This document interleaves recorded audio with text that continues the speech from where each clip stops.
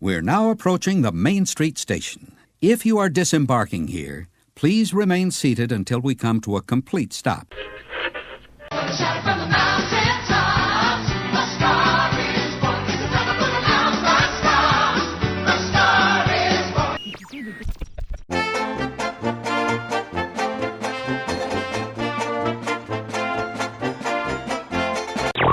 This monorail offers express service to the Magic Kingdom. Now, where's everybody else? Oh, they're coming on the monorail. But, Fozzie, the monorail doesn't come through here. It does now. WDW Radio, your information station. Hello, my friend, and welcome to the WDW Radio Show, your Walt Disney World information station. I am your host, Lou Mangello, and this is show number 579, and I'm here once again not only to help you have the best possible Disney vacation experience when you go to the parks, but I also want to bring you a little bit of Disney magic wherever you are with the podcast, my live video broadcast on Facebook every Wednesday night, videos, blogs, special events, and more. Whether it's your first time visiting or you've been to the parks hundreds of times, if you're planning a vacation or love the history, details, secrets, and stories, there is something in the show for you, because each week I'm going to take you from the parks to the screens and everything in between. If you're a new listener, thank you, welcome. Please go back and check out some or all the past episodes for interviews, top 10s, reviews, and more. You can subscribe to the podcast in iTunes and find everything else at WDWRadio.com. This week, I invite you to join me as we unlock the mysteries of the most secret society in the Disney parks, the S.E.A., Society of Explorers and Adventurers. We will explore its origin story as well as its history in the Disney parks, prehistory in a now extinct location, and the characters and their real-world Imagineering inspirations that make up this very elite club. We'll then virtually tour the Disney parks as we trace the Society's origins and backstories to Japan and Tokyo Disney Sea, then journey through Walt Disney World and Disneyland, venture to Hong Kong, Aulani, and then set sail aboard the Disney Cruise Line to discover where secret meeting locations, characters, and tributes can be found. I'll then take you back in time to a date and special WDW Radio event where some of the Society's members made their one and only appearance, and we'll also look to the future of Disney's most fascinating and fun secret league of extraordinary adventurers. I'll then share how you can help spread the word about the show, grow the community, and enter for a chance to win $100 in Disney gift cards. Then stay tuned to the end of the show as I'll have more information about our next WDW Radio Meet of the Month in Walt Disney World, your voicemails, and more. So sit back, relax, and enjoy this week's episode of the WDW Radio Show.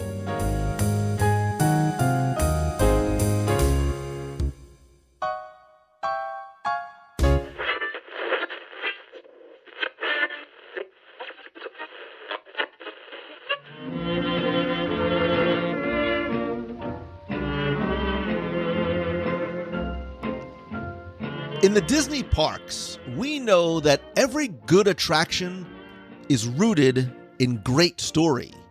From fantasy to adventure, with heroes and villains wrapped in mystery and romance.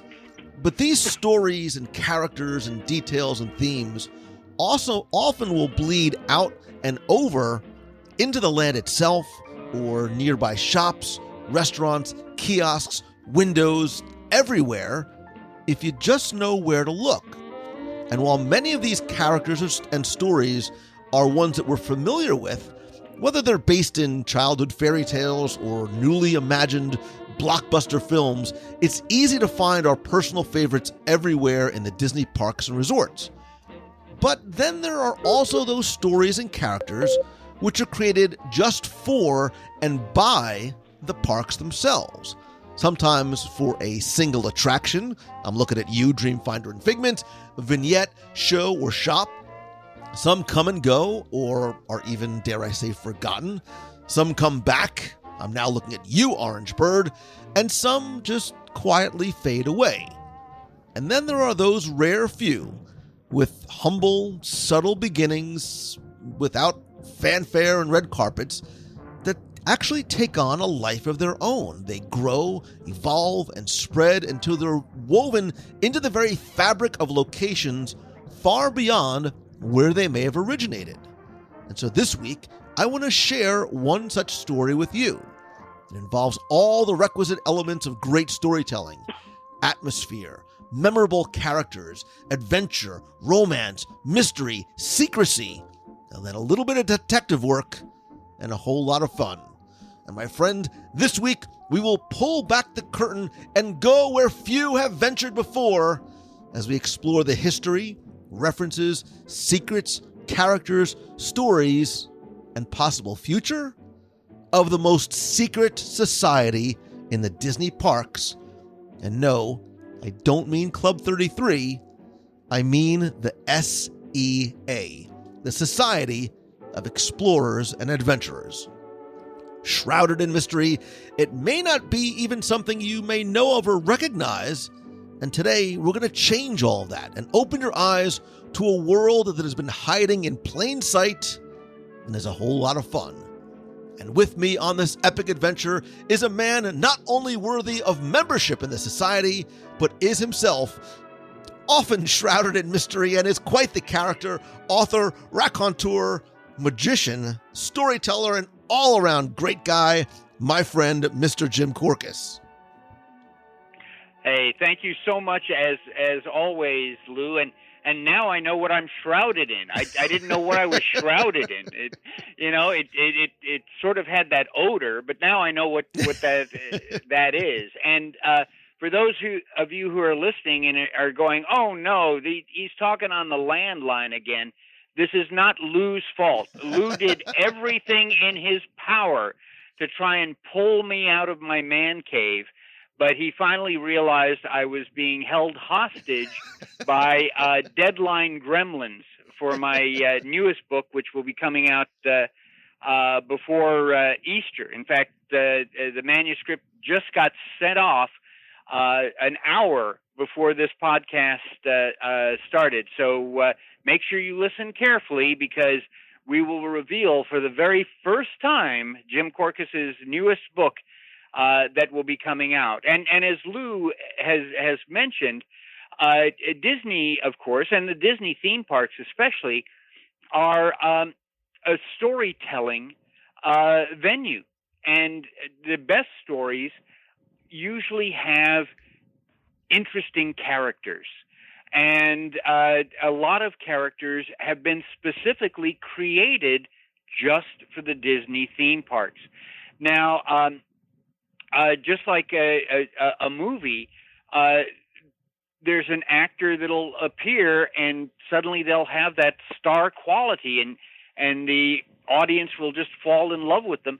The same thing happens with theme park characters. There are theme park characters that are created, and the Imagineers put in an awful lot of time and effort and thought, and these aren't casual creations. They sometimes there are elaborate backstories behind who formed Wilderness Lodge, all of that, and sometimes guests just don't respond for whatever reason. Well, and sometimes they're hidden too, right? So Jim, in all the years we've been doing the show together, part of what we like to do is when we go to a place like Wilderness Lodge, we're not just talking about where to eat and what to do, but we're talking about some of those stories that we say are sort of hidden in plain sight, but really either aren't fully fleshed out or aren't really written down anywhere for a guest to see. So it does take a lot more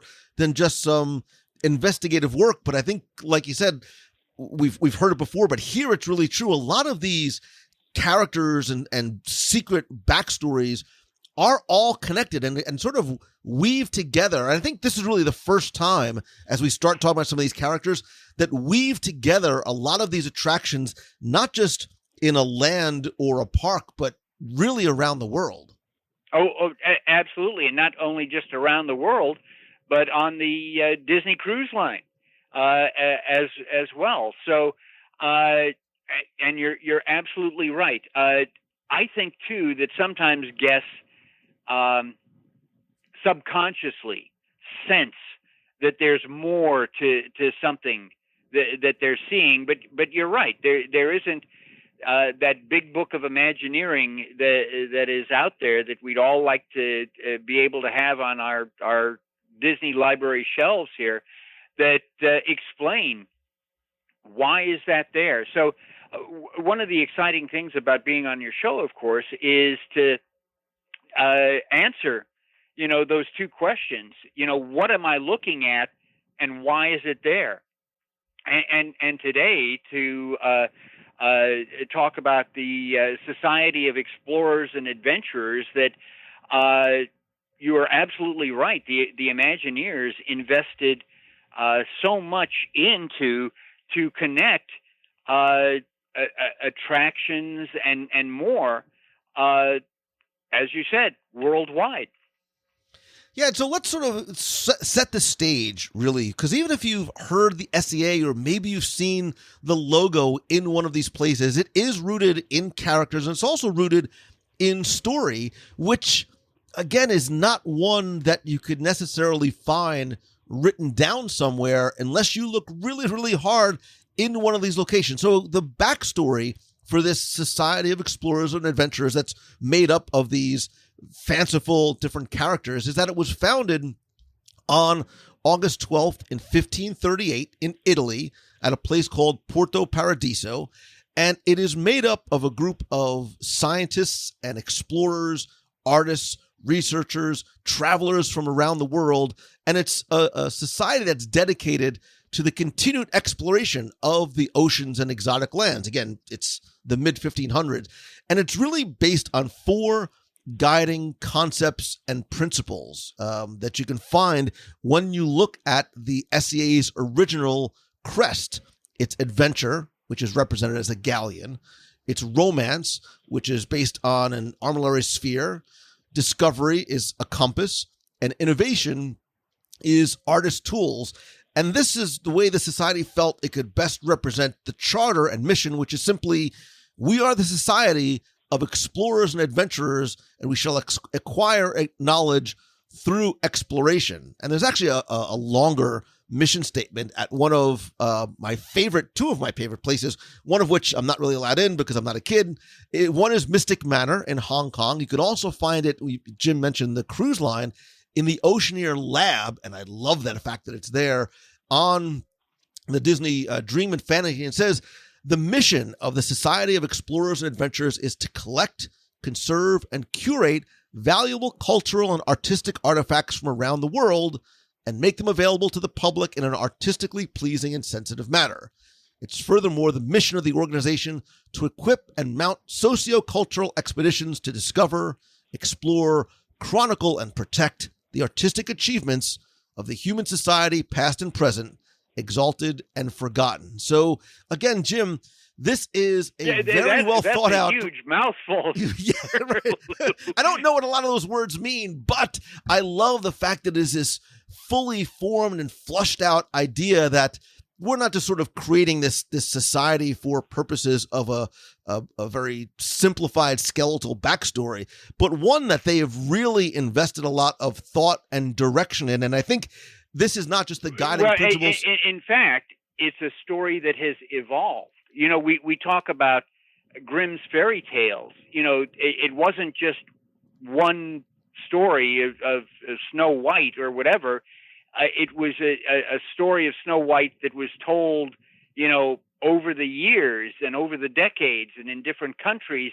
And it sort of evolved into what we think today is the story of Snow White. And, the exact same thing happened with Sea, because when we got that first touch of Sea at Tokyo Disney Sea in 2001, supposedly Sea had been formed in 1938.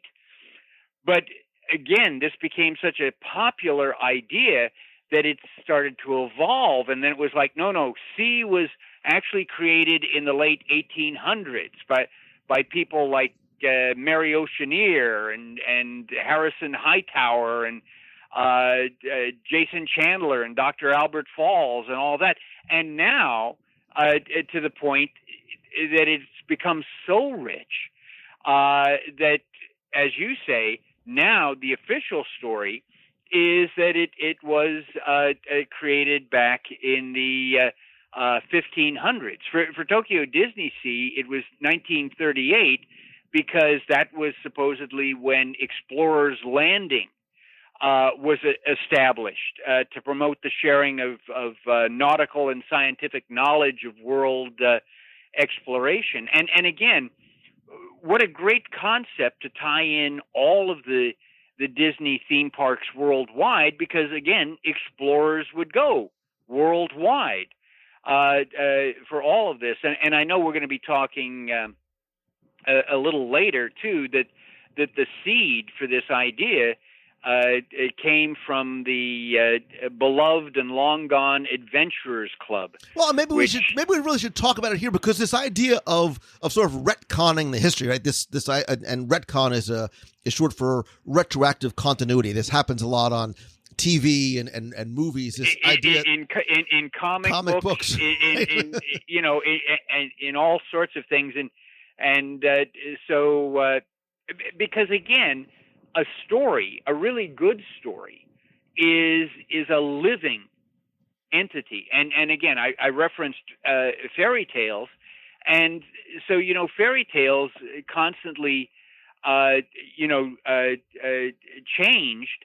And in fact, even Walt Disney himself would tell the story of Snow White or tell the story of Pinocchio to different people at the studio.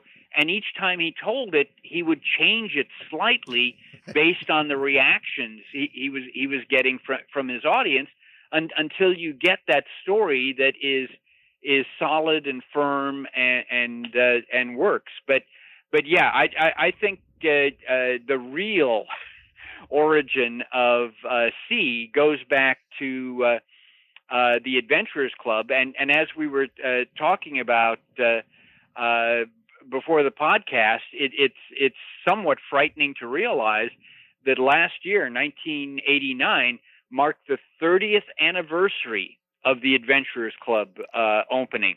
It's hard for me to believe because, having gone to the Adventurers Club, some of my memories are still so fresh of the characters and the rituals and traditions and shows that, it was like, oh yeah, I could probably go see that this weekend. Listen, one of my favorite events that we ever did was the night before the closing of the Adventures Club in September of 2008. We rented it out for a WDW Radio, really one of the first big events that we ever did. Mm-hmm. It was our way of saying goodbye. But yeah, in this idea of sort of retconning or sort of establishing facts that are sometimes adjusted and maybe contradict things that were previously published.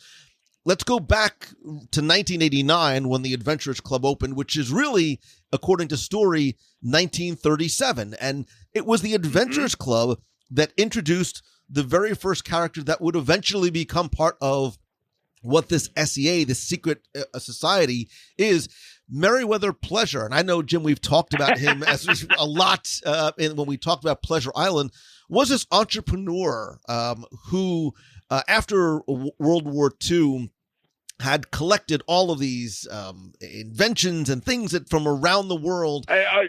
Artifacts, souvenirs, all of that, yes. Tchotchkes, junk, as oftentimes spouses will call it.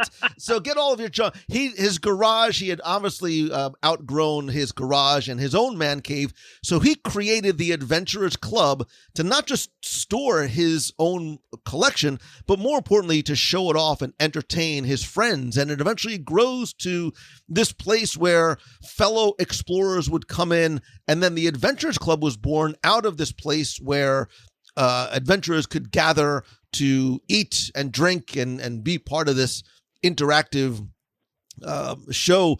And again, characters continued to sprout from this idea of what Meriwether Pleasure looked, Pamelia Perkins and everyone else that came there. So at the time, and again, it's a private club. It's a private club for these explorers and these adventurers. But because they need to help pay off the lease, they're holding an open house. So that's why Disney guests are able to go into the Adventurers Club, this exclusive location for the first time, so that they can help pay off the lease one drink at a time, because there's 3 bars, in the club. And of course, there's the storyline, and then there's the operational thing. And the operational thing is, this is a nightclub and we want to sell drinks,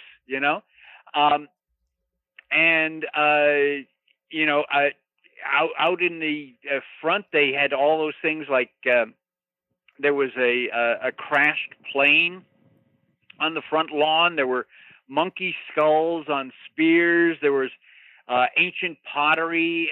So again, what they're trying to do is they're trying to mimic. In the 1930s, there really were world explorers clubs where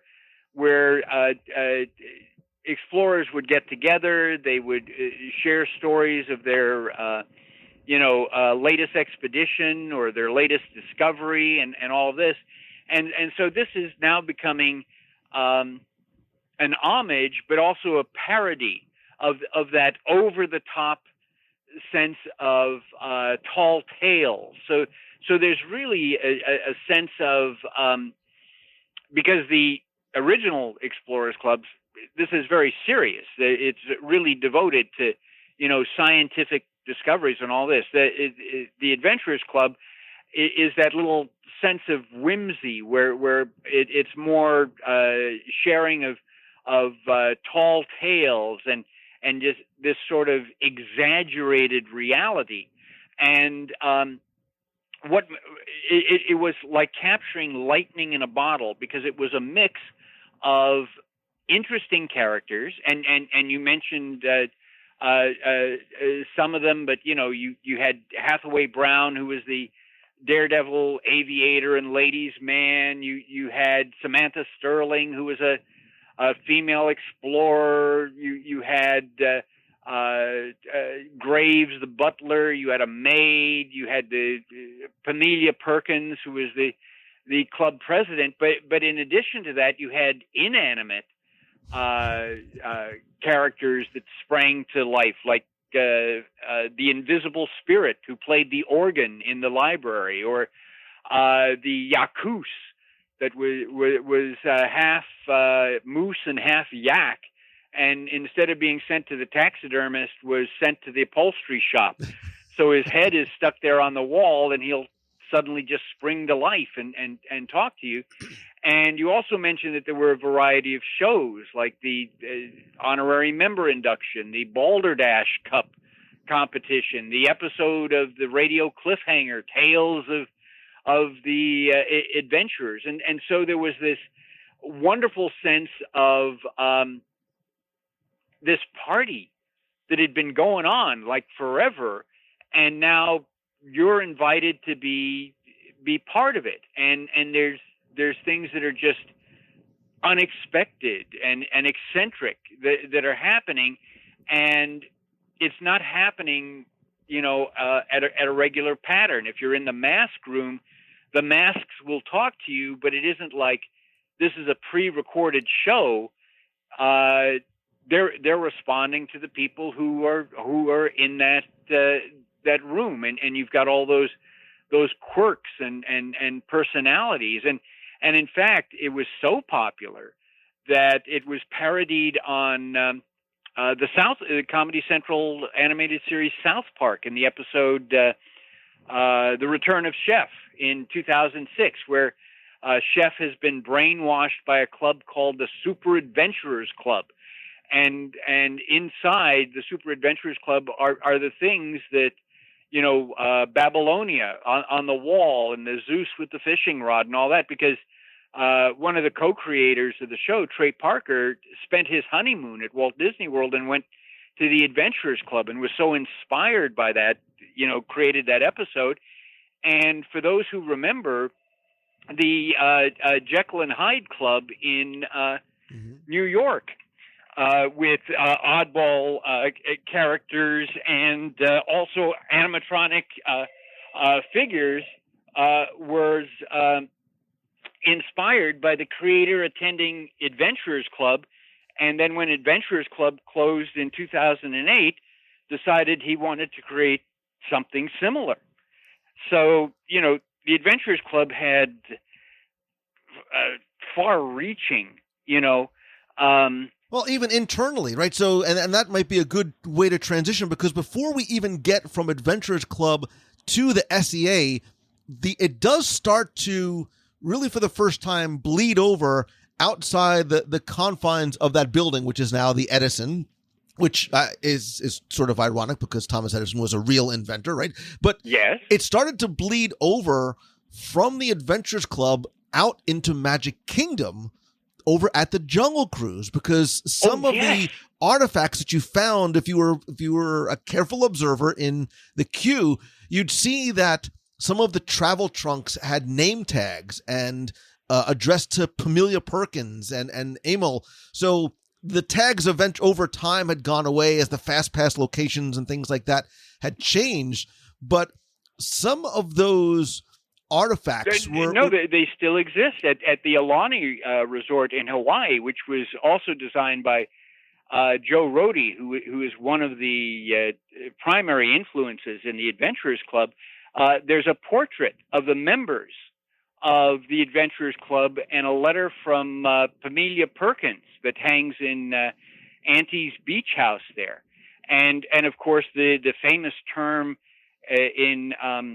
of greeting in the Adventurers Club, kungaloosh, that survives as a dessert in Adventureland's Skipper Canteen, and it also survives as a secret drink at Trader Sam's, both out at Disneyland and here at Walt Disney World. But it's a secret drink because you have to request it. It's not on the menu, and there's actually two versions. The original version that was served in the club, and then again, as we said, the club was there for many, many years. They changed the recipe for the drink. So when you order the secret drink, you have to let them know whether you want the original or you want the revised version of that. And in fact, when the club closed in 2008, as you said, some of those props ended up at Mystic Manor, which is going to tie in with C and Henry Mystic, but also the illusion that I just loved tremendously, the sinking ship in a bottle, which they had in the library at the Adventurers Club. That got shipped out to Trader Sam's in Disneyland. And that was an illusion created by Imagineer Yale Gracie.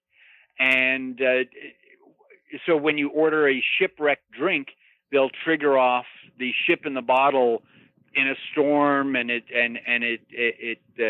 sinks.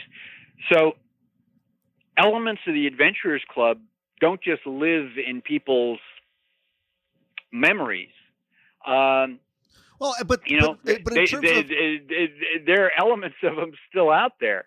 Well, but in terms of how it leads to the formation of the S.E.A., I mean, there was really sort of just, after the Adventurers Club closed and some of these character references and props and maybe little bits of homage were scattered throughout, it really wasn't until about 3 years later that the concept itself for what this S.E.A., because there was no reference to the S.E.A. by name in the Adventurers Club. Again, this was something that was retroactively created. Well, S.E.A. hadn't existed until Tokyo came, right? So in 2001, when Tokyo Disney Sea, which, as you know, if you've listened to my review, is by far and away my favorite Disney theme park worldwide, when the Fortress Exploration debuted on opening day in Mediterranean Harbor, this is where the footprints and the bones of the S.E.A.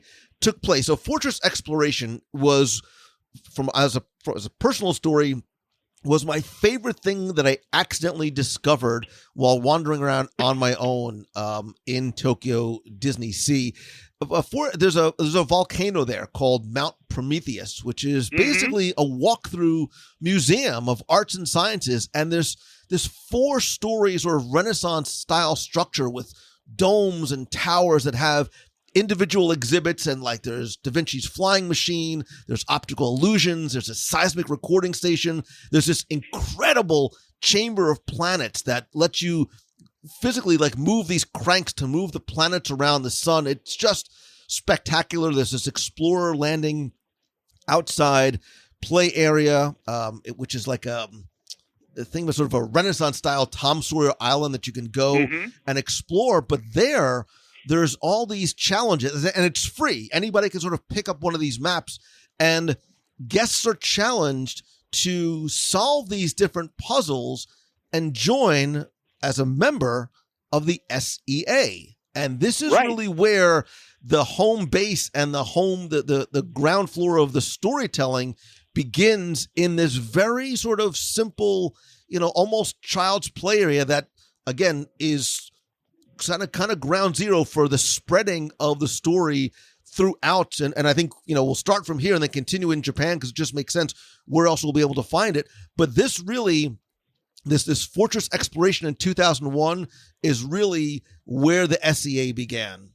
Yes, I absolutely agree. And I wonder, too, if Disney was sometimes taken by surprise at how popular that was. But of course, Tokyo Disney Sea spends the money to get it right.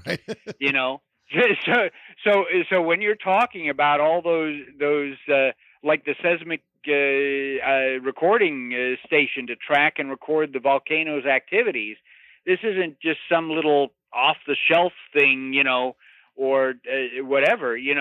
This is really finely crafted, to create that sense of being vintage and being elaborate and the whole thing. And I think a lot of us just respond to adventurers. Most of us, myself included, are just sort of armchair adventurers where we're content to watch, people track Bigfoot, on the History Channel or the Travel Channel or whatever, But you have that connection, whether it's with fictional ones like Indiana Jones or whatever.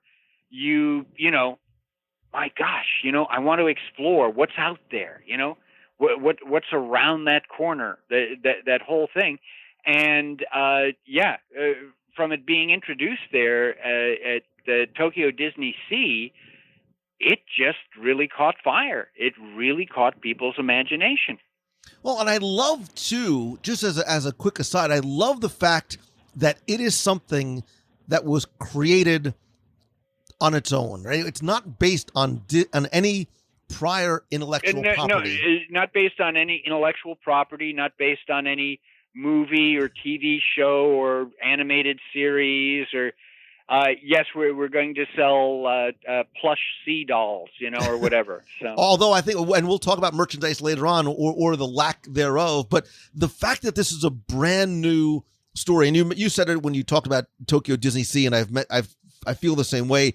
I think this is what happens when you, and understand my meaning. This is sort of Tokyo Disney Sea is what happens is when you give Imagineering a near unlimited budget and just said, go do what you do best. And this is what comes out of it. And even this story of the S.E.A. and just how fully flushed out it was. And then again, maybe this is a time before we go forward to how it expands, who and what it's based on, because there really is, there's incredible character development without ever having met any of these characters, right? So we know from the plaque at the Fortress Explorations what the purpose of the society is, to share nautical and scientific knowledge for world exploration.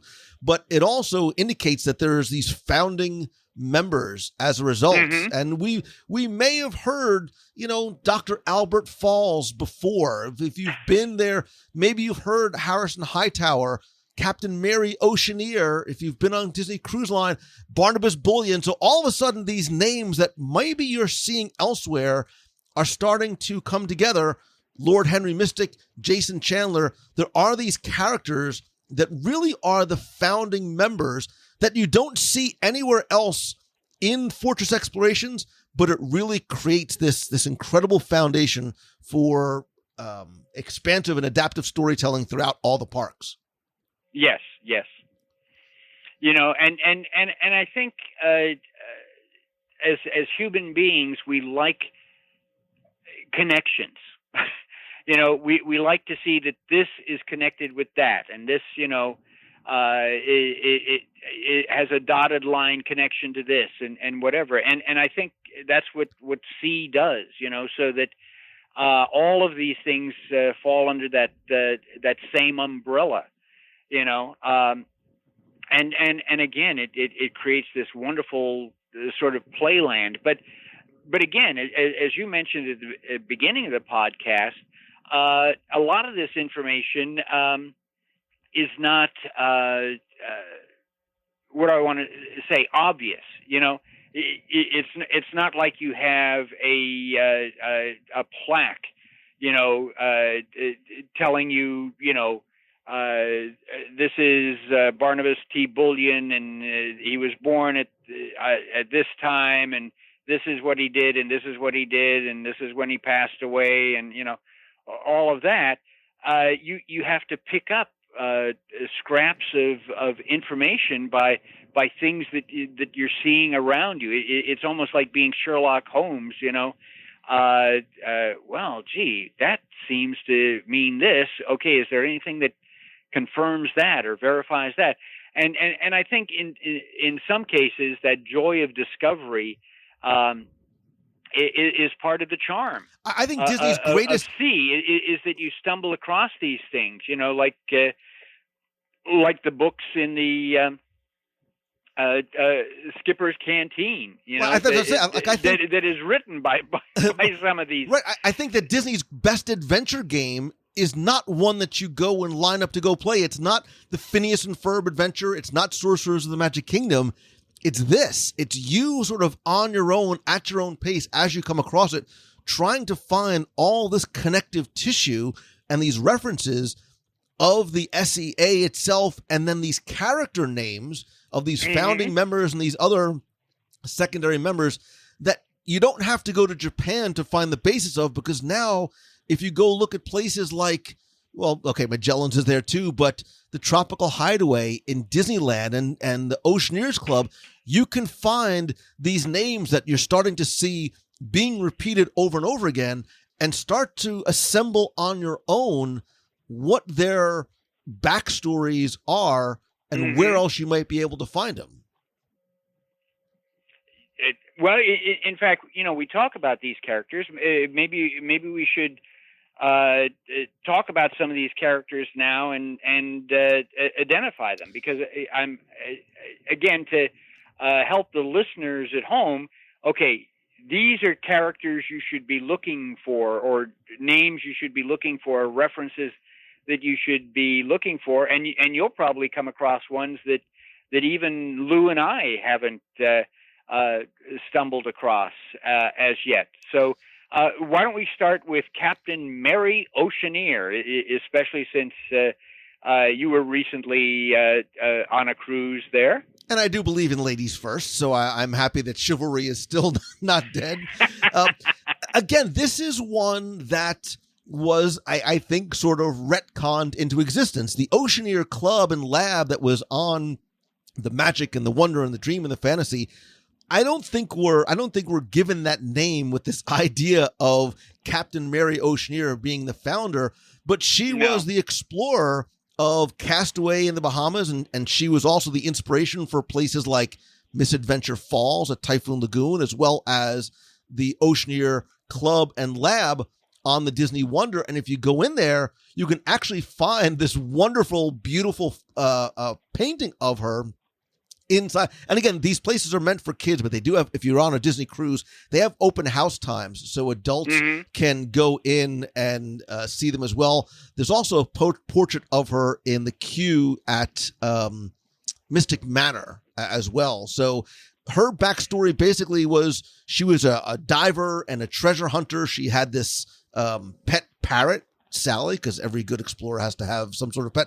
And the maiden voyage of this Oceaneer Lab ship took place back in July of 1898, which is a nice... Does that date have any significance? It does, Jim Cork. It's funny you should ask, because it references the Disney Magic's maiden voyage. And then so again, it's all connected. It all has meaning. And it was on that voyage that she discovered this buried treasure on Castaway Cay, and what the money she made from those treasures led to other excursions, which you can find on display throughout the Oceaneer Lab.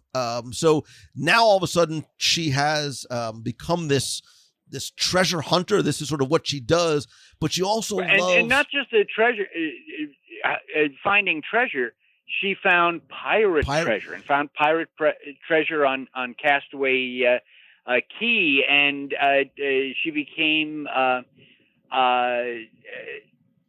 attracted to pirate lore and all of that. So on her ship, she established the first pirate party to help her crew, her hardworking crew, blow off some steam. And so that's why there are pirate parties on the Disney cruise line ships. And by the way, when the Magic and the Wonder launched, it was just the Oceaneer Club and Oceaneer Labs. There was no Mary Oceaneer. The ships continually go into dry dock for rehabs and all that. And on one of those came back out, and now it's connected with connected with Mary Oceaneer, and I've tried to ask some of my Imagineering contacts, well, why is that name? And one of them said, well, it's to reference Mary, Merry, Oceaneer, a happy, so I was told sailor, something different. Seagoer. And another Imagineer said, no. We did that as a tribute to Mary Blair. Mary Blair, yeah. Because you see some of Mary Blair's artwork, on the ship, and you've got that It's a Small World nursery, inspired by some of her work. But there's actually some of her art is in one of the murals in the Oceaneer Lab too. In one of the activity rooms, there's a little mural there, and you can see some of the artwork that she created for Peter Pan is actually found in there too. And it's actually when you go to Oceaneer's Lab, and I think that you'll find other portraits of Mary. You'll see her maiden voyage. You'll see there's a painting of the inaugural Pirate Night from 1898 and her on Castaway Cay. So there again, this fully but you'll fleshed out only story. find this on the Magic and on the Wonder. You won't find it on the Dream and the Fantasy. And how does Jim Korkis know this? Because that new book by Jim Korkis that's coming out before Easter is called Hidden Treasures of the Disney Cruise Line. So it's not a guidebook of, when to pick the best time to cruise or how to get a discount or how to pick shore excursions. The book tells the entire history of the creation of the Disney Cruise Line, including, the story of the SS Disney, which was going to be that oil tanker that had a floating Disney theme park that was going to go to all those different ports that couldn't afford having a full-time Disney theme park. And the rest of the book deals with, here are the storytelling details.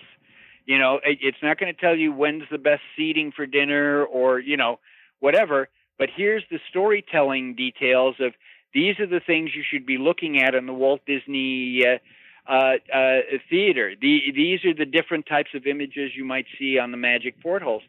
So just like Pirates Night on the Magic and the Wonder really focus more on the Fab Five as pirates. On the Disney Dream and the Disney Fantasy, the focus is more on Captain Jack Sparrow, for that, for the stage show before the fireworks and all of those things. And so Mary Oceaneer is very prominent because, again, these are our newer clubs and labs. Is more prominent there, but not on the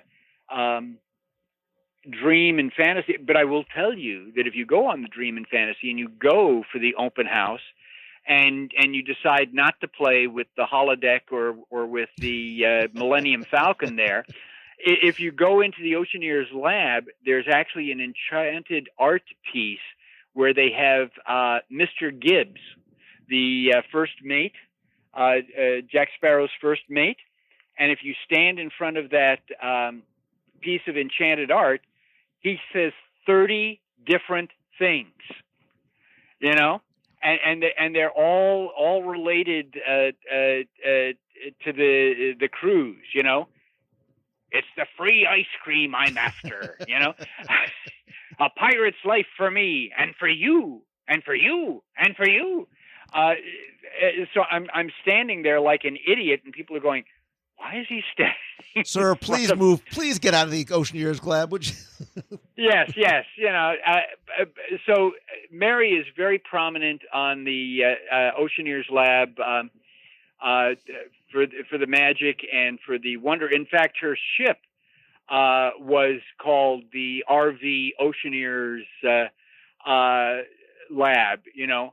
And as you mentioned, if you come out to Walt Disney World, if you go to Typhoon Lagoon, there's the new attraction, Misadventure Falls, which is a lot of fun and all of that. And basically the storyline there is that her ship got caught in an unexpected storm and was swept to Typhoon Lagoon, and it split open, and so the deep sea artifacts are scattered throughout the location, which you'll see when you're on the attraction. And she has a different parrot. Instead of Salty, she has Duncan, the parrot. So maybe she had a lot of parrots, because if you go to the Skipper's Canteen, there's a book written by Mary Oceaneer that's called Parrots as Pets.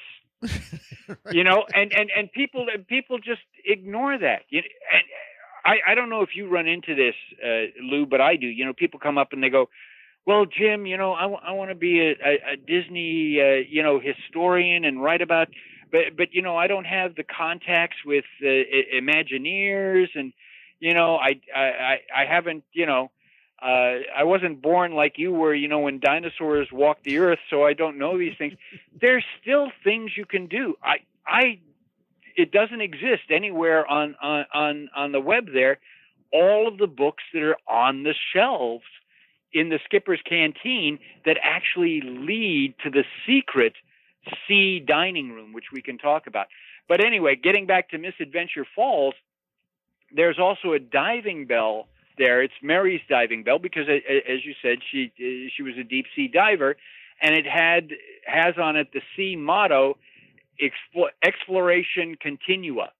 And underneath it, and this is that wonderful thing that when Imagineers do it right, they really do it right. Underneath it, there is a phrase in Atlantean.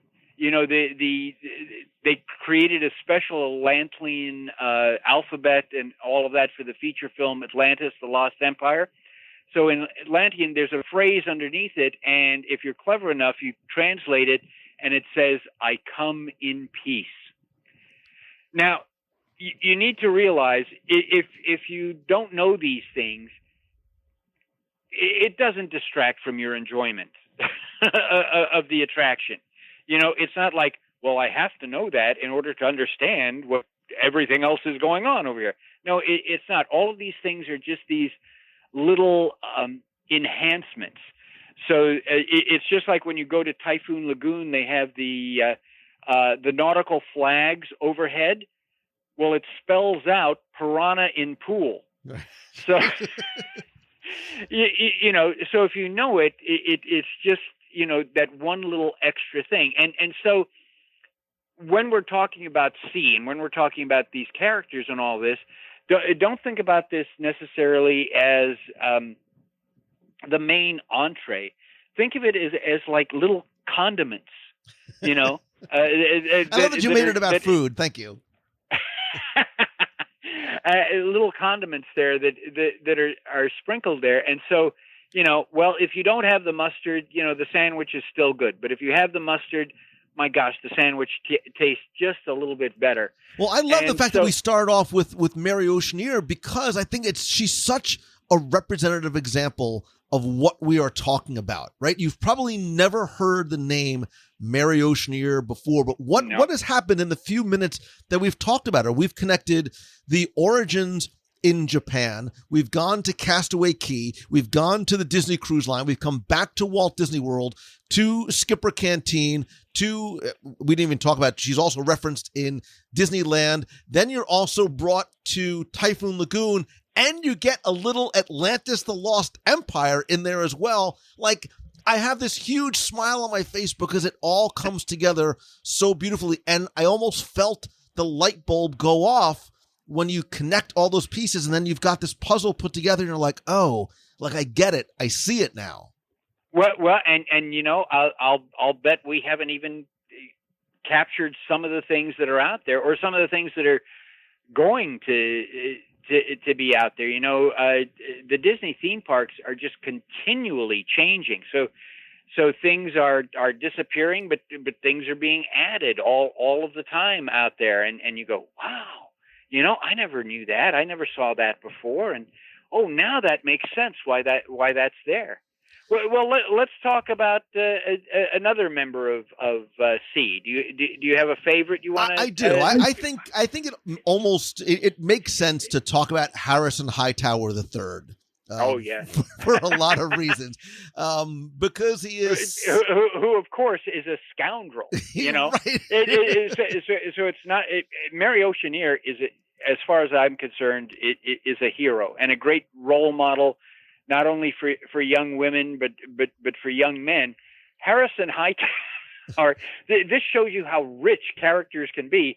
This guy's a scoundrel. So go ahead, let's talk about it. Yeah, and I think he's probably, maybe you could call him maybe the most famous or even notorious member of the society. And I think really probably the first one to have the story really sort of fully flushed out, starting over in, once again, Tokyo Disney Sea at the Hotel Hightower. Because remember, in Japan, their version of the Twilight Zone Tower of Terror cannot be based on the Twilight Zone because guests just are not as familiar with the series. Well, it would be as if one of the Disney theme parks here in the States decided to open an attraction based on a cult Japanese television wild that ran in the 1950s and 1960s. Which, if you've ever seen Japanese TV, would be awesome, because Japanese TV is wild and it's wacky and it's crazy, and I would totally be down with,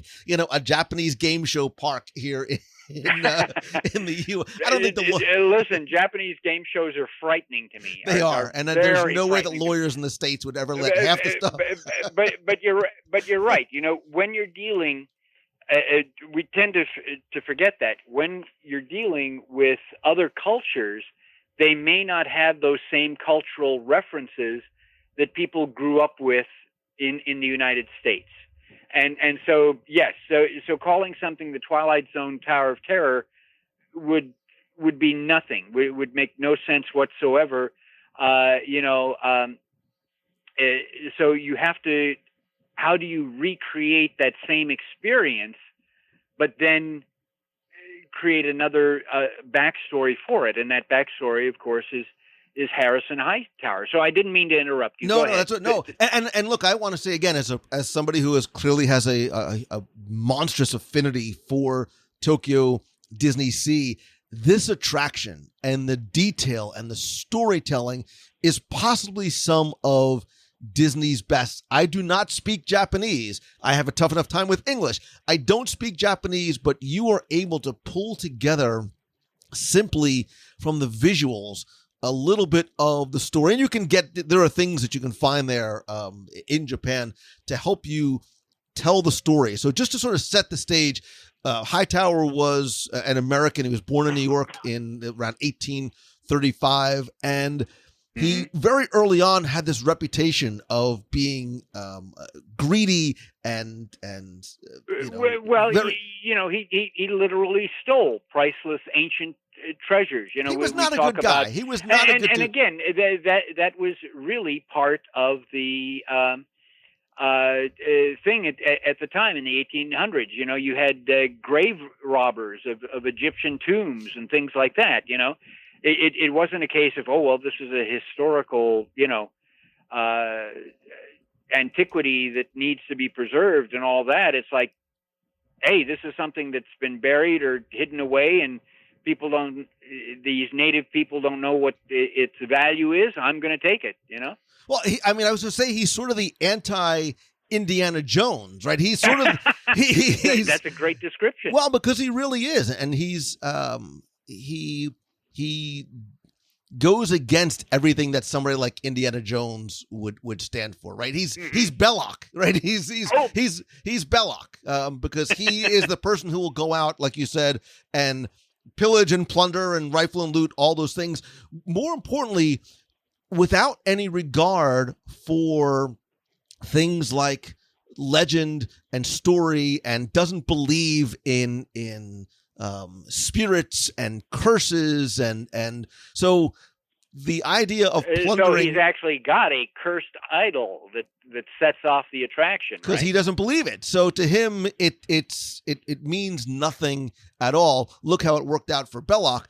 But part of the reason why you may know the name Hightower, even if you've never visited there before, is you may have seen a photo of him in some of these other locations outside of Japan.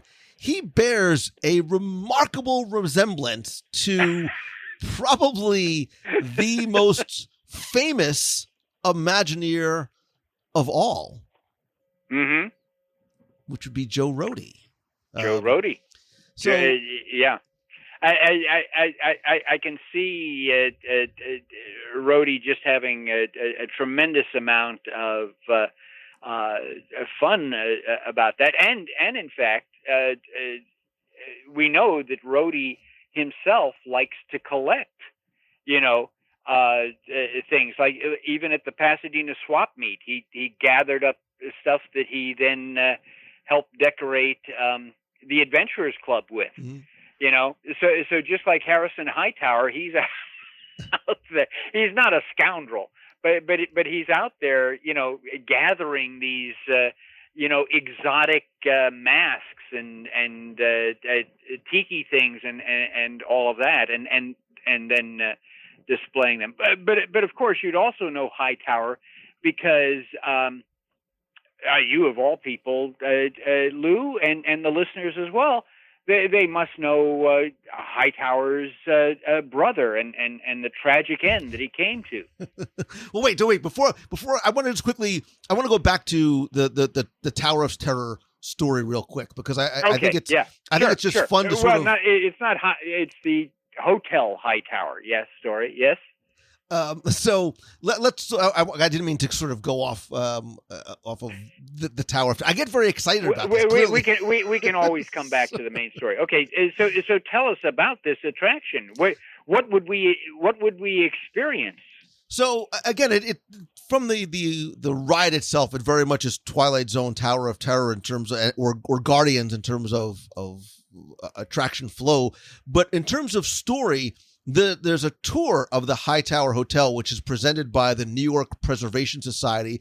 And there's all these archival recordings of press conferences that tell the story of how Harrison Hightower ended up coming into possessing this Shariki Utundu statue that led to the haunting of this hotels. And it's a very long, I won't go into the whole thing, but there's a very long sort of intricate backstory. While he was in the jungles of the Congo River, they ran into this Matundu tribe who were friendly towards them and were sharing foods and things like that. And then that's when Hightower learned of this protective deity, which is personified in the form of this idol resting on an altar inside the village. Now, all of a sudden, you're thinking Indiana Jones and a little, thing.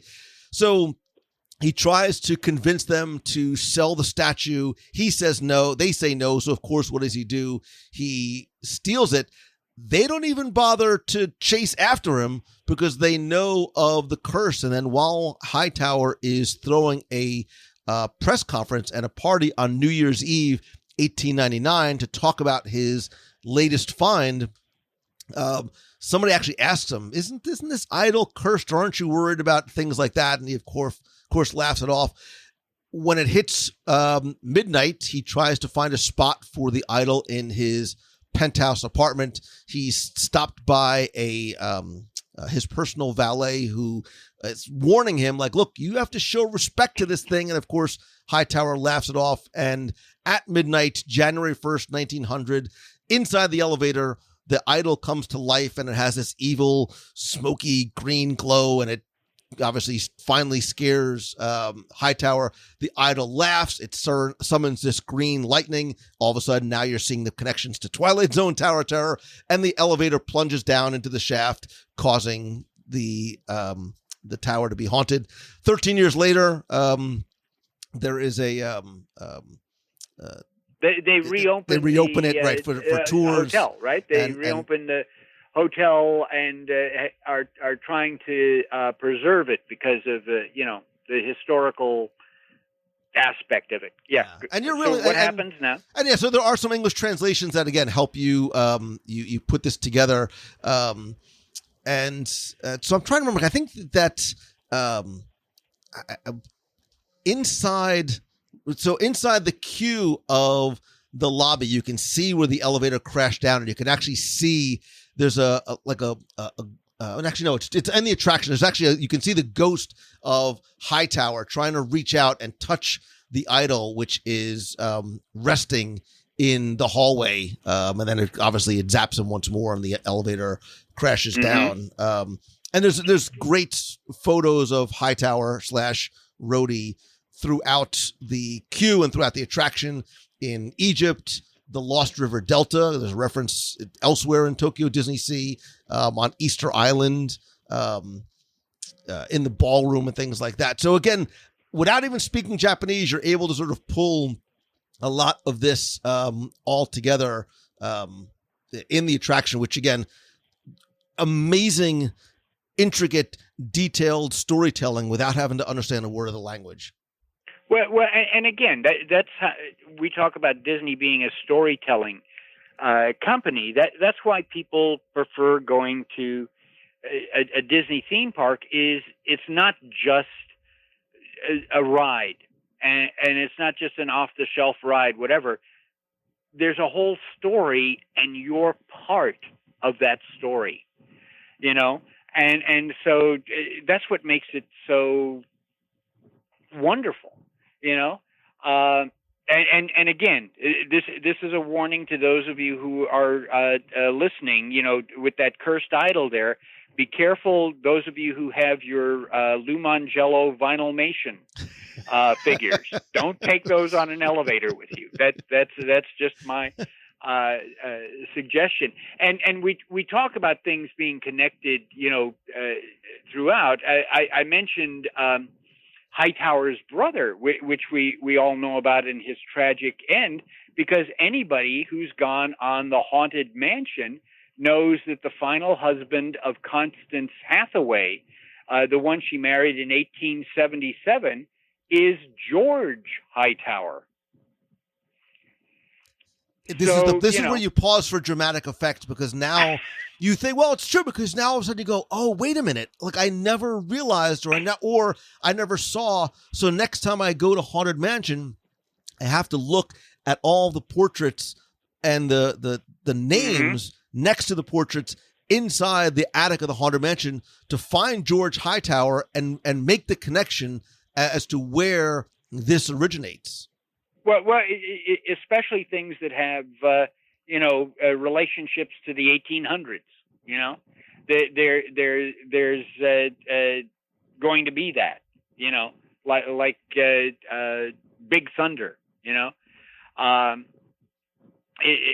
is the 1800s. So you're going to want to know that. You know. And do you know who? Do you know who? And we talked about Rhodey again.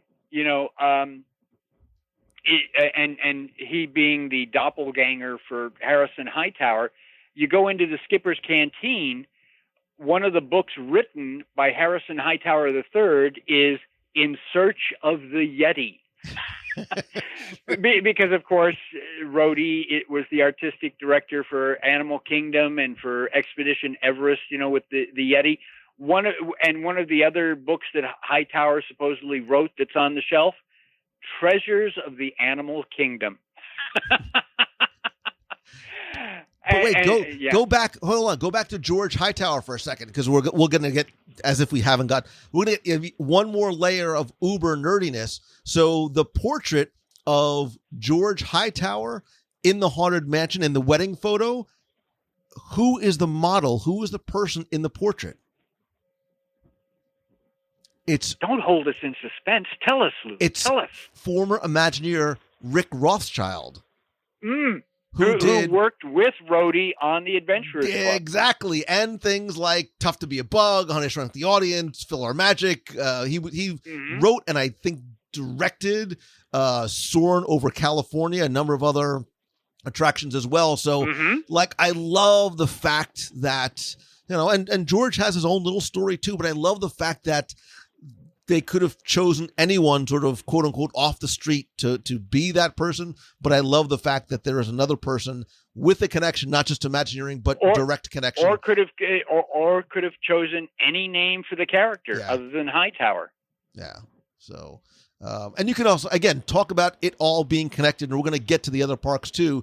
You'll find another reference to Hightower in the queue of arguably one of the top 3 attractions anywhere in the world, Mystic Manor in Hong Kong, where he's sitting in a portrait with Henry Mystic, which is a good way to transition to him, and all the rest of the Society of Explorers and Adventurers, dated 1899, just weeks or months before his disappearance. And what is he holding in the portrait?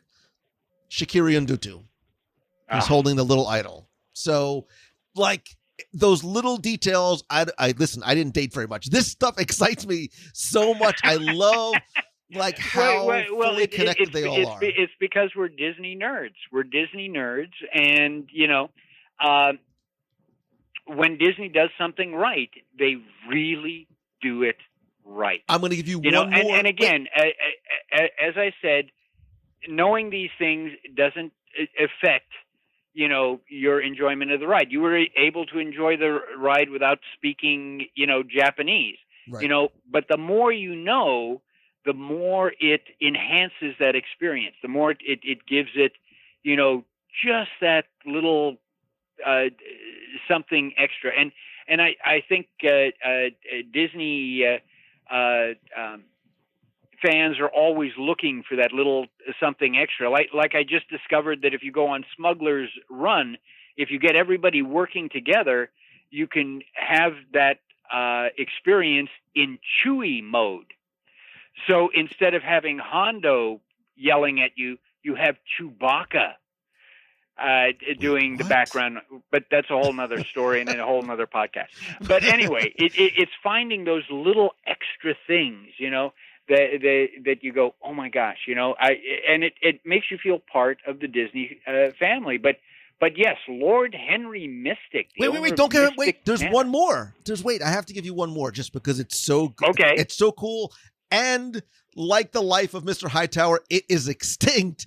Back at the old Magic of Disney Animation at Disney's Hollywood Studios, there was a Minnie Mouse meet and greet, and there was a poster on the wall that listed Harrison Hightower IV as the writer of Bride of Frankenolly, which is a parody on Bride of Franken, and it's also a reference to Frank and Ollie.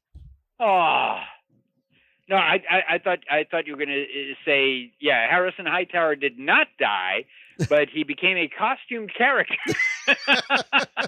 No, I forgot about that poster entirely. I miss the magic of Disney animation. You know, I like Star Wars, but you know, to me, the heart and soul of the Disney company has always been animation. But I know that people aren't as interested and invested in it, you know, as I was when I was growing up. No, that's great, Lou. Yeah. You know, you're always coming up with these things that I don't know or I don't remember, you know, because I have brain cells dying every day that are not being replaced. That's why we do this together, right? It's because we can... Well, we seem to spark each other, don't we?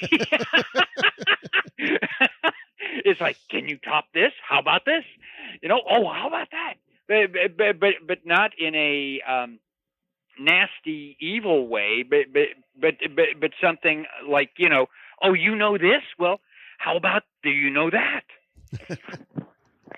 Well, so let's move on. I think you said in the interest of moving on, and because there's so much more still to cover, the next character, the next sort of founder of the Society of Explorers and Adventurers, is the owner of what I said was arguably one of the best pieces of work Disney has ever created, which is Mystic Manor at Hong Kong Disneyland. It literally is worth going to Hong Kong Disneyland just because there's no other attraction like it.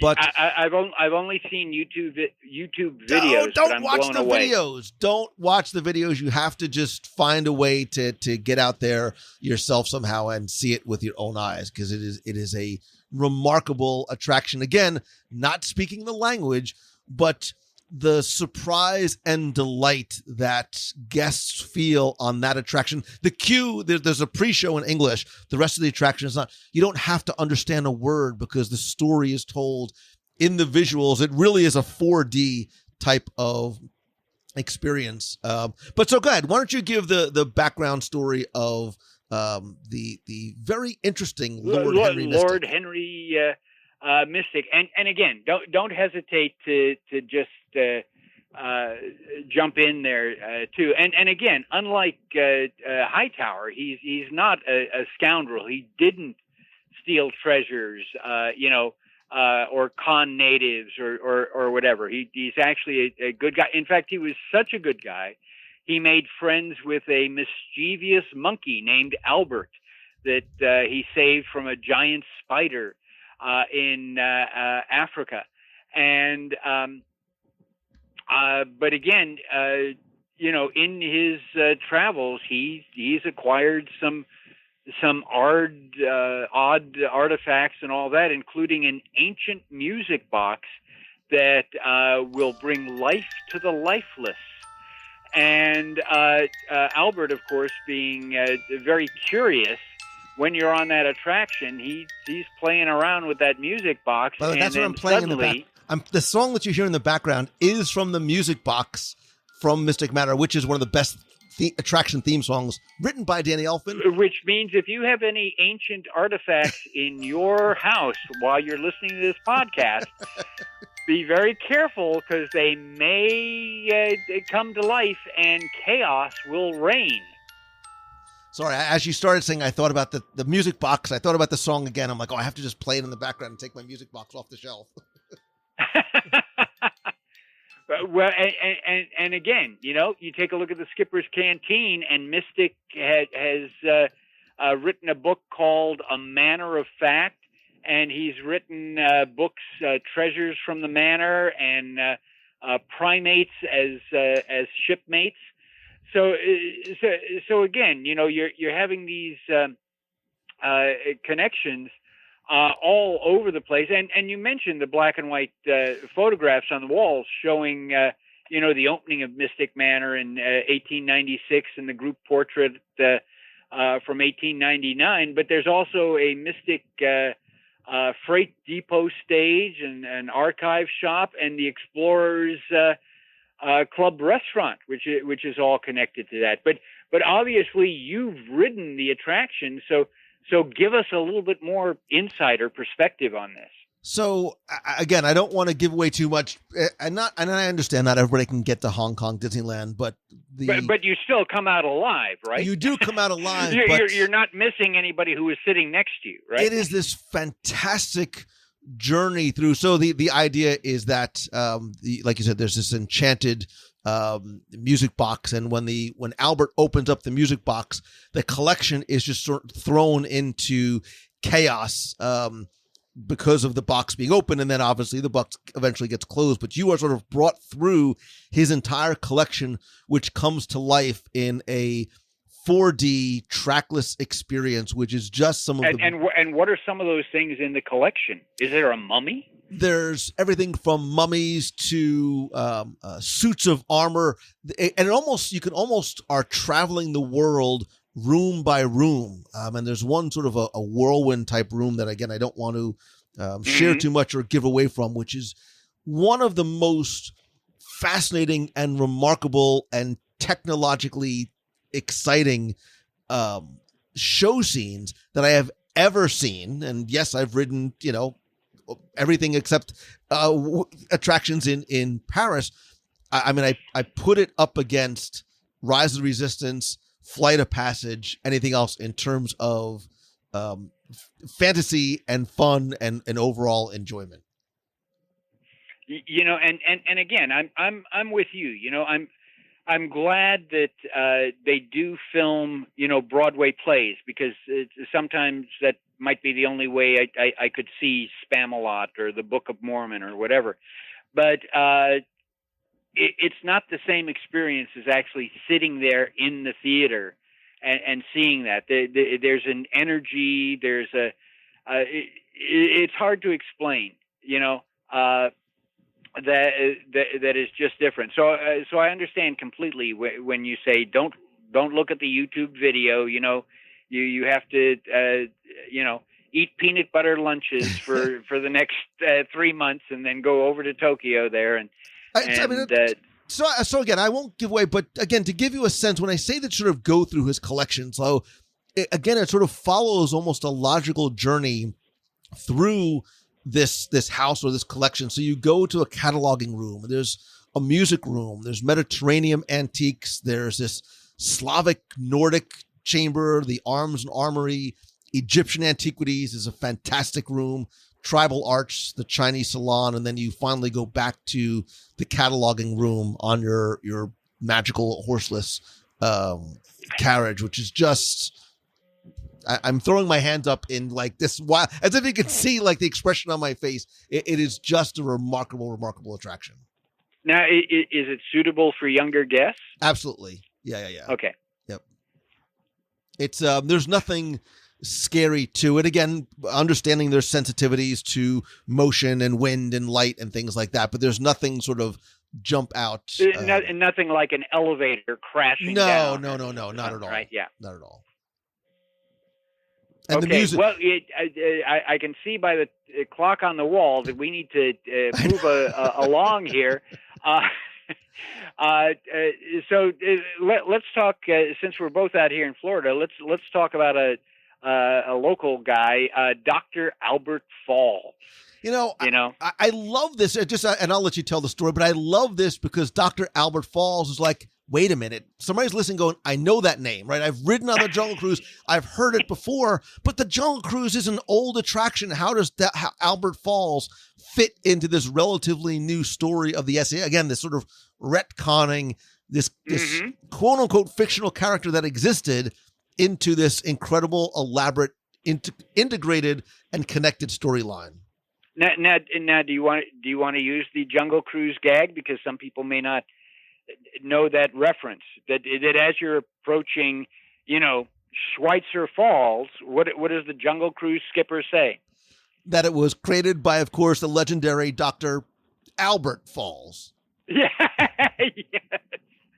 And not only is he supposedly one of the members, of course, of S.E.A, but when he passed away, his granddaughter, Alberta Falls, inherited the cargo business, which was the Jungle Cruise. That's what that was.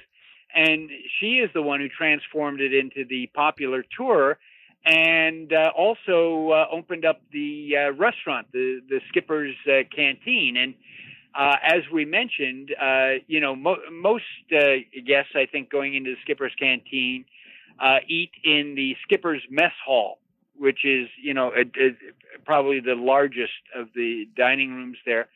But behind a corridor of bookshelves is the secret meeting room of S.E.A, and it's packed with unusual memorabilia of the members. And the way you get into the meeting room is on the bookcase.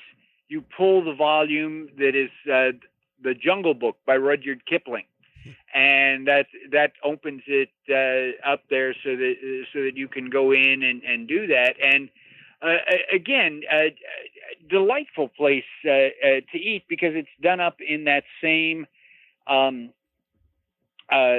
spirit of because supposedly the servers are jungle skippers who are off or on break, and so so you're getting the same bad puns and jokes for all that, and there's all sorts of wonderful detail to see. And again, if you don't go up and examine all of it closely, it's not going to ruin your meal. But the more you see that, the more you go, hey, I'm really in this story, which is, a terrific experience. And again, we talk about connections and tying things in. This ties it in with the Jungle Cruise, which, has been around since 1955. Of course, it's gone through, different variations. And again, then this also ties it in with Trader Sam's, because Trader Sam is that cannibal at the end of the ride there. Well, I don't know if Disney officially considers him a cannibal anymore, but he's willing to trade, two of his heads for one of you because his business is shrinking. So that type of humor, is captured there. So that's always exciting. Well, and I love now. So now what you do is you go to a place like the Jungle Cruise, and you're able to see that there are puzzle pieces there to a puzzle you didn't know existed, right? You can start to put those things together, because now when you go through the sunken Cambodian temple, known to some as Shirley Temple, you realize that was discovered by Dr. Albert Falls. You also see throughout the queue and the attraction references to the Jungle Navigation Company.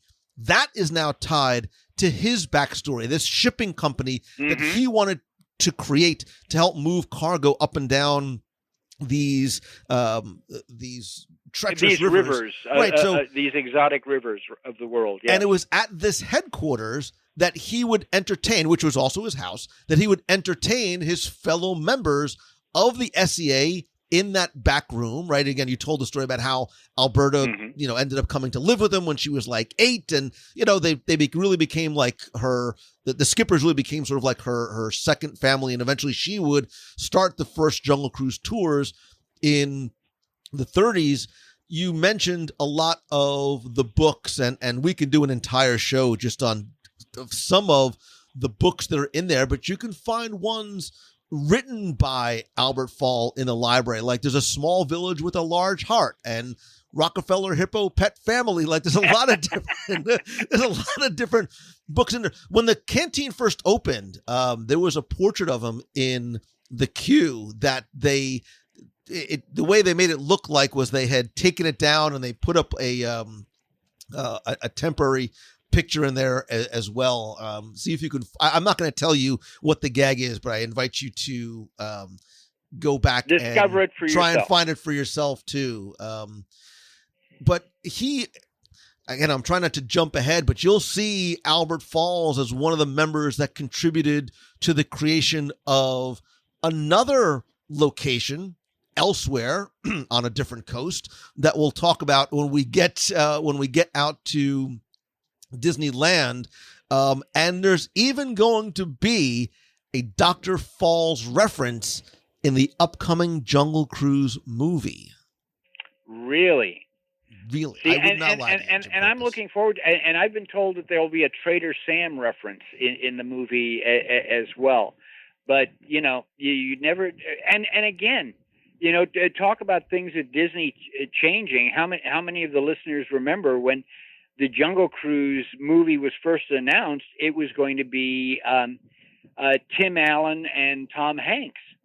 And Tom Hanks was going to be the skipper, and Tim Allen was going to be the father of a family. Who was taking this because Tom Hanks wanted to do a role where instead of being nice and soft and fuzzy, he could be a little snappy. And where? And now it's Dwayne Johnson and Mary Poppins who are on the. I love The Rock, so I'm down, and I love and what I've seen in the trailers. I really enjoy it. But trivia question for you, Jim Corcus: where and when was the only time that you've ever seen Dr. Albert Falls appear live? Ooh, I don't know the answer. I was going to say, boy, was it in the Al Yankovic music? No. No, it was at... no, I don't know. Where did he appear live? So, I don't know. In 2016, he appeared at Destination D, the D23 event in Walt Disney World. Cool, very good. Well, I hope that this means that we're going to see more of the sea characters in live action. That's as face characters out there, and maybe they could even bring in, especially if it's going to be a Destination D event, maybe they could bring in Rhodey to be Hightower, and they could bring in Tony Baxter to be Barnabas T. Bullion. You read my mind in terms of segueing to Barnabas T. Bullion, a character that... And again, the T in Barnabas T. Bullion officially, not anecdotally, officially stands for Tony. For Tony, yeah. And I love the fact that this, it almost feels that this character was created just for him. And it's one that's really rooted here in Walt Disney World as the owner of the Big Thunder Mining Company. And I'm sure you've seen his portrait in the queue of Big Thunder Mountain Railroad. Yeah, and he looks really stern, doesn't he? He does. I imagine that's what Tony Baxter looks like when he gets mad. I've never seen Tony Baxter. I haven't either, but I don't ever want to see Tony Baxter mad. Tony Baxter, of course, one of the premier Imagineers, and such a good friend to Disney fandom for years.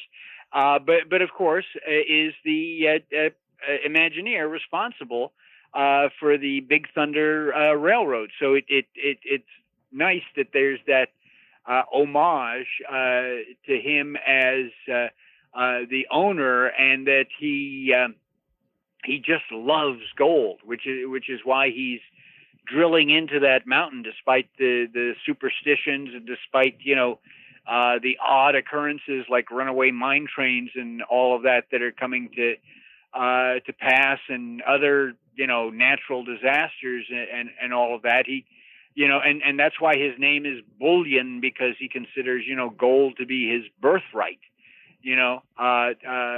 for that. And he's constantly despite all of these things that are happening, he's constantly digging new shafts into the mountain that really doesn't want to give up its gold. And of course, he's also tied to another sea character, but another sea character that's related to Tony Baxter, and that's Jason Chandler.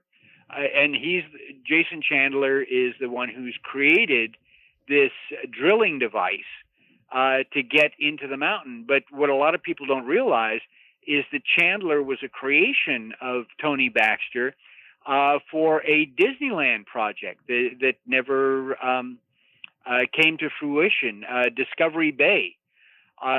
So Chandler was going to be the one who had funded research into strange and unusual technologies and was salvaging the remains of the Nautilus and Captain Nemo's scientific work, which would have been showcased in this new land in Disneyland, which was called Discovery Bay, and they were going to have that gigantic Hyperion airship from the island at the top of the world, and all of that. And you're right. Out here at Walt Disney World, you go through the queue, and there's letters between Chandler and Bullion, discussing the drilling machine and warning, Barnabas, don't do this. This doesn't seem, to be a good idea, And again, we're talking about these characters, and one of the real differences between the Adventurers Club and S.E.A. is the fact that the Adventurers Club had this sort of Monty Python silliness, whereas S.E.A. is these are pretty legitimate here. This could maybe be something. And the background's a little scarier and a little bit more, almost grounded in reality and adventure storytelling. And I think maybe Monty Python is a great analogy to the differentiation between the backstories of the characters themselves. Mm-hmm. And again, there's a whole nother group that nobody has ever heard of, and the only time I ever heard of it was through the generosity and graciousness of Lou Mongello. Because, again, Adventurers Club was so beloved that even after it closed, occasionally they would gather the performers together for special events or for convention groups. But once you take them out of the club itself, and some of those other supporting story elements, it didn't have that same impact. And so Walt Disney Creative Imagineering, Creative Entertainment, Walt Disney Imagineering Creative Entertainment. Let's not tell that story yet. Let's save that one until the end. Go ahead. Tell the story you because want I think that's the one that unless you were there, I don't think anybody has ever heard before, because it hasn't been ever done, or since. Or since, right? So we're gonna tease that a little bit, because we've talked about the quote unquote main characters, right, in terms of their foundations. Harrison Hightower, Lord Henry Mystic, and some of the attractions and things that they're connected with. Dr. Albert Falls, Mary Oceaneer, Barnabas Bullion, Meriwether Adam Pleasure is another one. We talked about him briefly when we talked about the Adventurers Club. He too, and we've talked about this on a show in the past when we talked about the Adventurers Club and sort of the Florida and Pleasure and the whole the elaborate backstory that was created. Yeah, but there's other. So and I was thinking about this because you mentioned Jason Chandler, and he's almost a secondary, tertiary character who does have connections to the digging of Big Thunder Mountain Mine, and there's other ones that you'll find referenced in a number of different locations, because the S.E.A. really does expand beyond sort of just the big attractions. And sort of, I want to just take you through very quickly some of the places that you'll find them. And I also want this to be a little bit of an exploratory game, jigsaw puzzle adventure for you. So we talked about the origins in Japan at the Fortress Exploration. You'll also find, so inside Fortress Exploration in Japan is a restaurant called Magellan's, which is the location of another meeting place for the Society. You talked about that bookcase in Skipper Canteen. There's also a secret bookcase that hides a wine cellar that current explorers are supposed to know about and could find it. And this place too, Jim, has that feel like an adventurers club, like some of the other locations, that this is where this S.E.A. would gather, right? So this is almost sort of like the world headquarters for the S.E.A., but they do have other locations throughout really every other theme park in the world. So we talked about Tower of Terror in Disney Sea.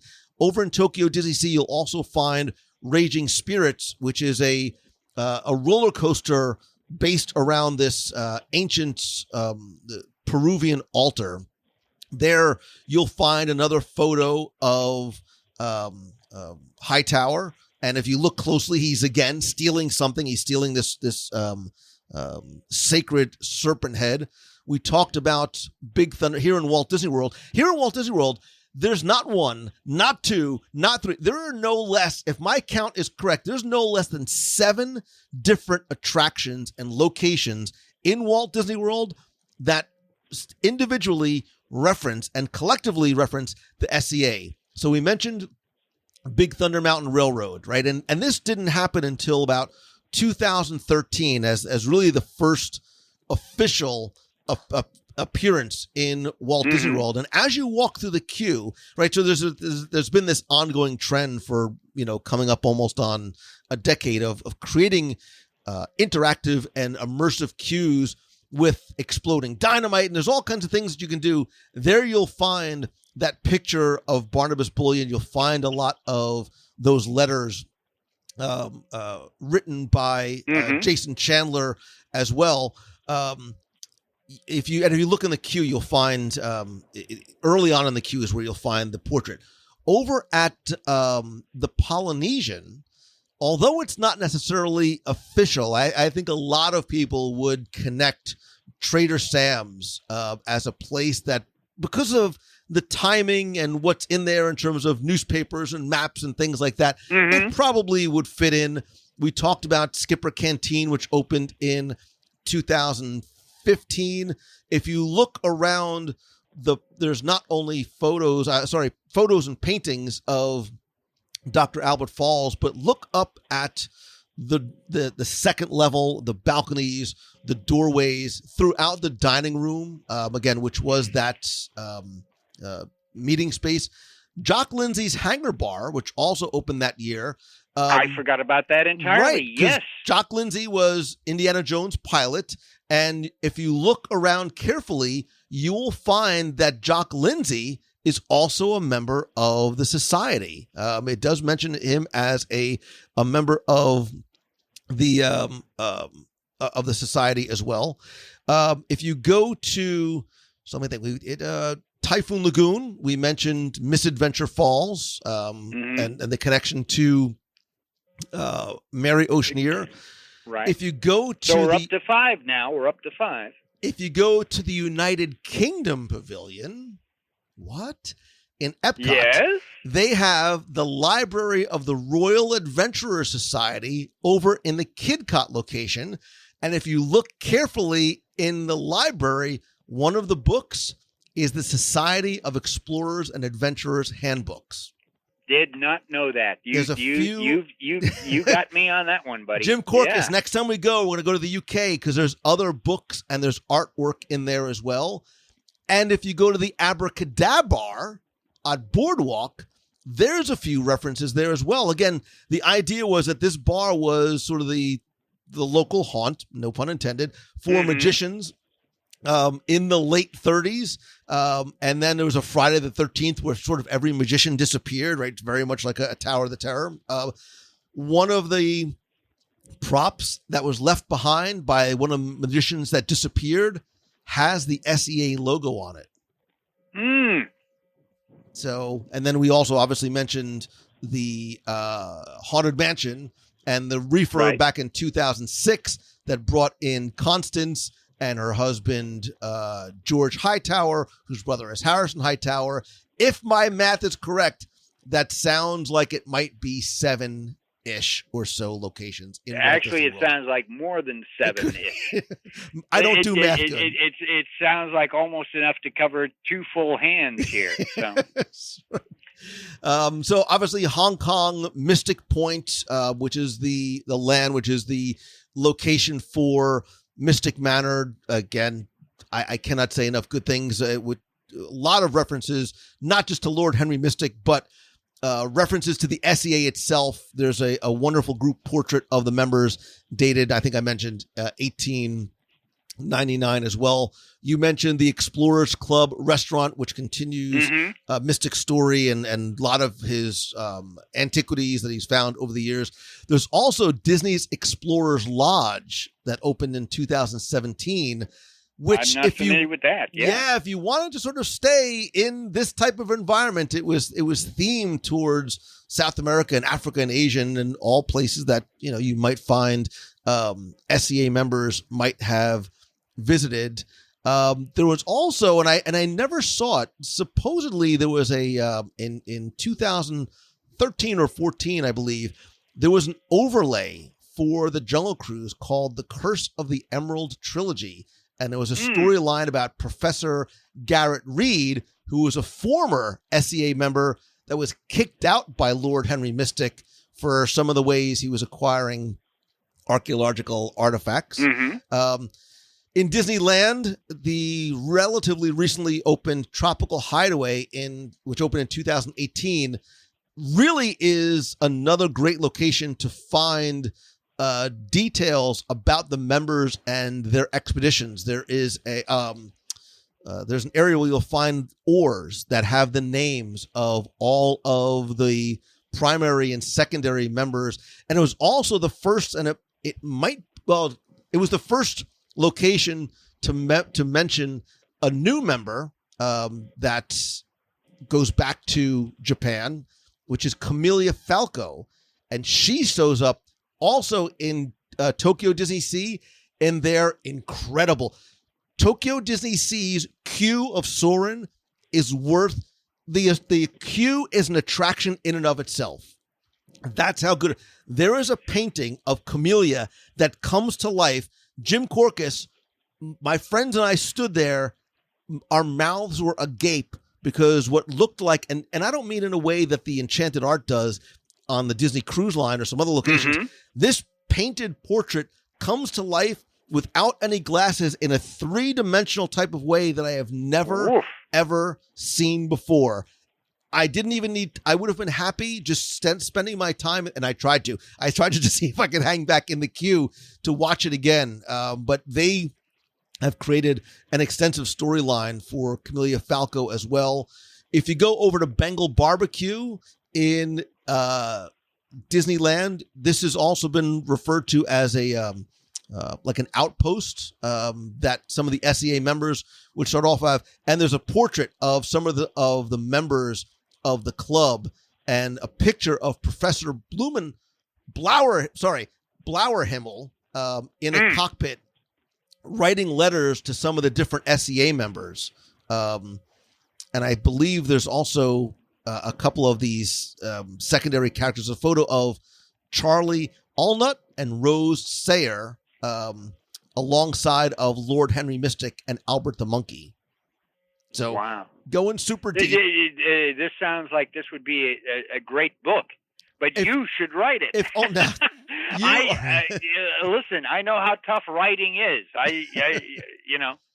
I have not been to Disneyland Paris yet. It is the last one, but research indicates that Colonel Hathey's Pizza Outpost has a piece of luggage on it with an S.E.A. sticker.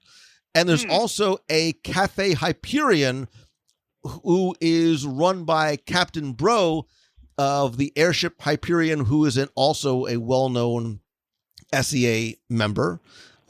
Jim, I think you referenced Hawaii and Aulani.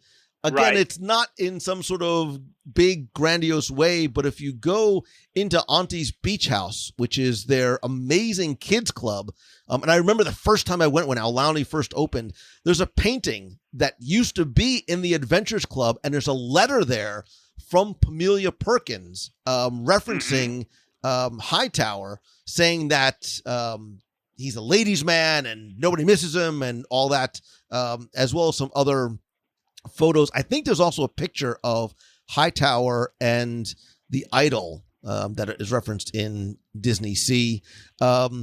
You did also talk a lot about Mary Oceaneer on Disney Cruise Line. There's portraits of Mary and Lord Henry Mystic. There's newspaper clippings from Harrison Hightower. There's also a captain's hat in there, which is supposedly a gift from Dr. J.L. Bautista, who is also a member of the S.E.A. There's not much found out about him elsewhere other than the connection potentially to the captain's hat. So there's a lot of connective tissue, probably some that we don't even know about, have seen yet, and I think, Jim, are also continue to be added. Your listeners are going to surprise us and come in and say, well, how come you didn't mention such and such? And I'm telling you the answer right now. It's because we didn't know. Yeah. And I love the fact that we don't know, right? Because I think that they're being added all the time. And this is this living, breathing thing that is always being expanded upon it. And I think, and we'll sort of save this as we wrap things up, but I think this is just scratching the surface of what the S.E.A. is and what is going to be. But one thing that you referenced that I really wanted to save as sort of the cherry on this oh so very wonderful and delicious and fat-free cake, by the way, is something that happened once and we may never, ever see it again. And it took place back in September of 2012. And I want to give a little bit of background history as we lead up to it. So we had done 2 days before the Adventurers Club closed. Becky Mankin from MEI and Mouse Fan Travel, we got together and we talked about doing a special event together. And very, very long story short, we ended up renting out the Adventurers Club for the second to the last night before it closed. The last night that it was open was for executives and cast members and things like that. And we rented out the cast members. We rented out the club for a WDW Radio night at the Adventurers Club, which was fantastic for so many reasons. One of which was it was a way for us to really let them know just how much they were loved and appreciated for what they did. They gave 199% in their performances and their storytelling, and it was a very fun, wonderful, yet somewhat sad and emotional, what we thought was going to be goodbye to the Adventurers Club. And years later, Becky and I were meeting again and talking about potential special event opportunities. And if you've ever been to one of our events in the past, I really try and do things that are not ones that, are sort of off the shelf. I like to do things that, for lack of a better term, I will tell you the term I use because I don't know how to. I need something that's sexy, right? I need something that's unique. So we had loved the Adventurers Club event so much that I said, we need to do something like that again. Obviously, we can't go back to the Adventurers Club. So we met with Disney and we talked about some of these different ideas. And I said, yeah, we loved this idea. We love the Adventurers Club. And we wish we could sort of take that magic and bring it somewhere else. And they sort of like the folks on the Disney side from the creative entertainment side sort of like looked at each other and they're like, really? And, conversations took place. And while they could not recreate the Adventurers Club per se, what we were able to do was create something that really captured the spirit of the Adventurers Club with and some of the same performers and the same performers for the preservation of the secret society of historical American adventurers. If you put all those initials together, it's the PSHA Club. So on September 28th, 2012, this was, I believe it was one of, if not my first WDW Radio what I like to call e-ticket events, something that was just so cool. It was deserving of the e-ticket moniker, and it was a 3-hour dinner and entertainment experience that really sort of harkened back to the era of the Adventures Club, yet was when we say the word unique, it was a truly unique experience because it had never been done before. And to my knowledge, it has never been done again. And Jim, I think this was, before we sort of talk about the details, it was such a wonderful opportunity to catch, I think you said, lightning in a bottle, because it was a wonderful nostalgic trip for those of us who were in attendance, as well as an opportunity for the performers, the cast members who are so incredibly talented and funny, to come together again and put on something that not only had they never done before, but really paid tribute to, you know, the Adventures Club, which many of them called home for, I mean, since it opened. Right. And I was sitting at the table with Charlie Ridgway. And I actually had gotten a chance to interview him before we went in to see this. And I was blown away. He was blown away. The characters were Abigail Adams, Clementine Darling, Professor Beauregard Jackson, Edison Jersey Brown, Ace Spitfire, Bitsy, and Ragtime Rags. And the reason I know that is because I was sitting there with my little notebook writing this out. And just as the Adventurers Club had their motto, the motto for this group, and again, they had it up on a big easel poster board, and I was scribbling this stuff down. Their motto was, and we're sharing this for historical reference that people maybe come back to this podcast and find it. Their motto was, "We reenact the stories just to say that we've been there. We charge the hill and wave the flag, living history from our chair. From the wide open prairies to the purple mountains' hue, we salute the eagle feather as we stuff the gobbler true. We're obsessive, faithful, loyal, and with patriotic pride, we preserve our country's history, but we never go outside." I mean, and again, you know, I think that describes the fans, myself included, of this podcast: obsessive, faithful, and loyal. You know, and Lou, thank you so much for preserving all of this information and for going through all of this information that I don't think people can find anywhere else.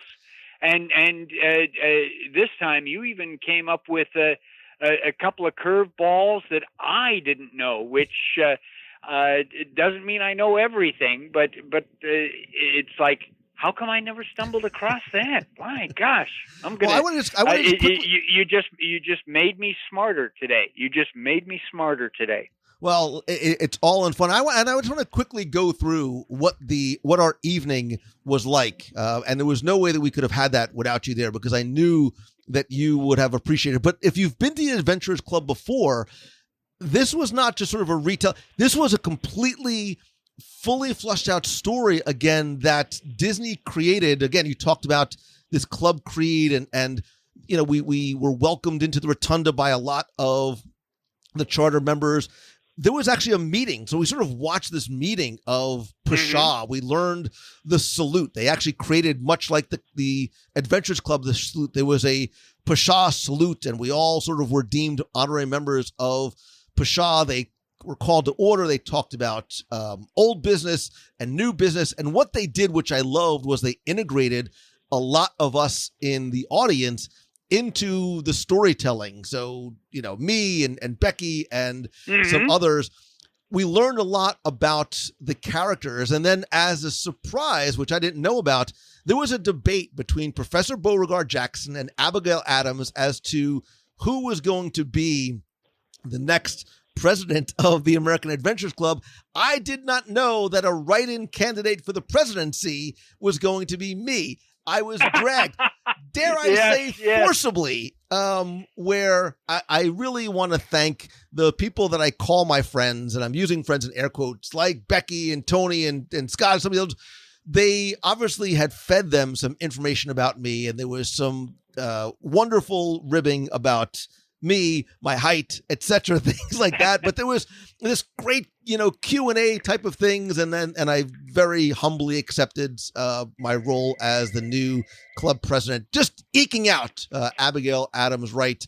But there was songs, and there was music and laughter, and some of the truly magical entertainment that Disney is known for. And again, I was so thrilled that you were there and Charlie were there.